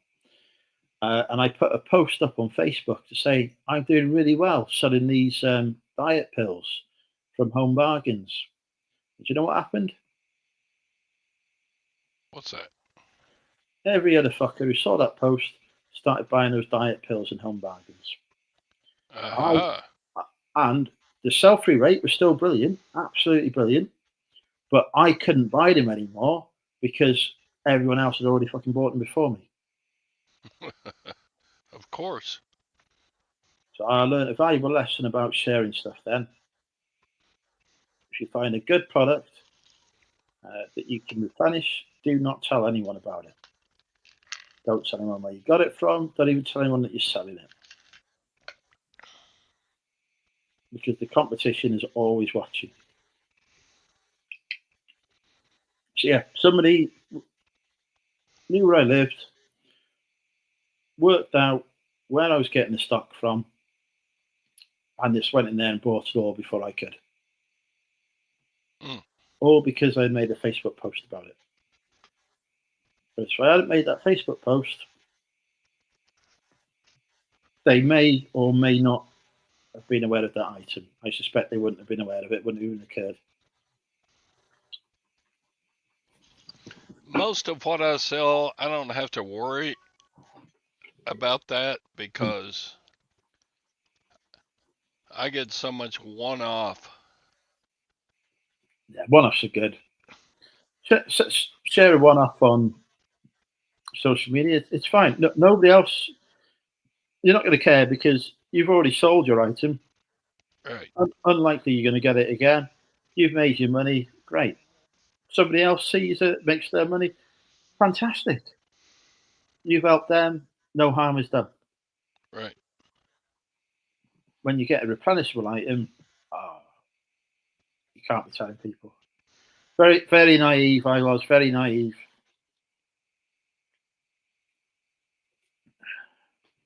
So yeah, I used to do videos showing what I picked up in retail stores that was selling and all sorts. And I'm thinking, Christ, I won't do that now. Something like that Burberry coat that I sold, that's fine. Right. I ain't going to see that coat again. I ain't going to get it for free again, even if I do see it again. Ain't nobody else getting it for free either, to be fair. So I've made my money. And I think everybody knows that if they see a Burberry coat for free, they should pick it up. No secrets have been shared. But if I was to tell people what my top selling product on eBay is at the minute, it would no longer be my top selling product on eBay. There you go. And the biggest reason is because those business sellers who eBay haven't managed to catch out on a private account that are still selling therefore on a private account are fee free at the minute, so they can undercut me. They could buy something for £1 and sell it for £9, and I wouldn't be able to compete with them because I'm paying fees and they're not. Which is why I really hope that eBay does actually introduce buyer pays fees as well.